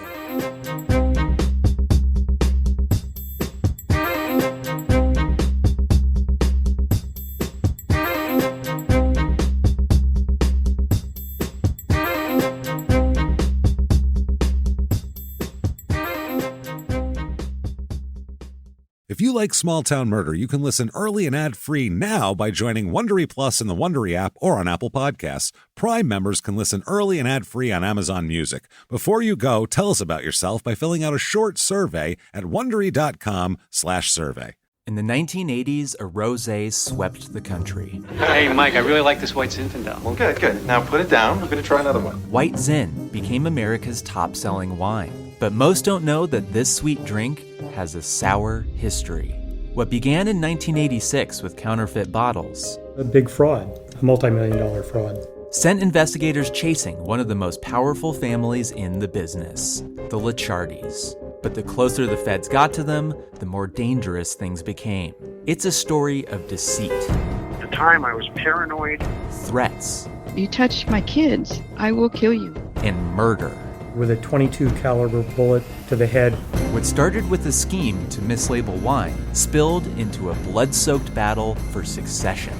Welcome to Bloodvines. You can binge listen to Bloodvines exclusively and ad-free on Wondery Plus. Join Wondery Plus in the Wondery app, Apple Podcasts, or Spotify.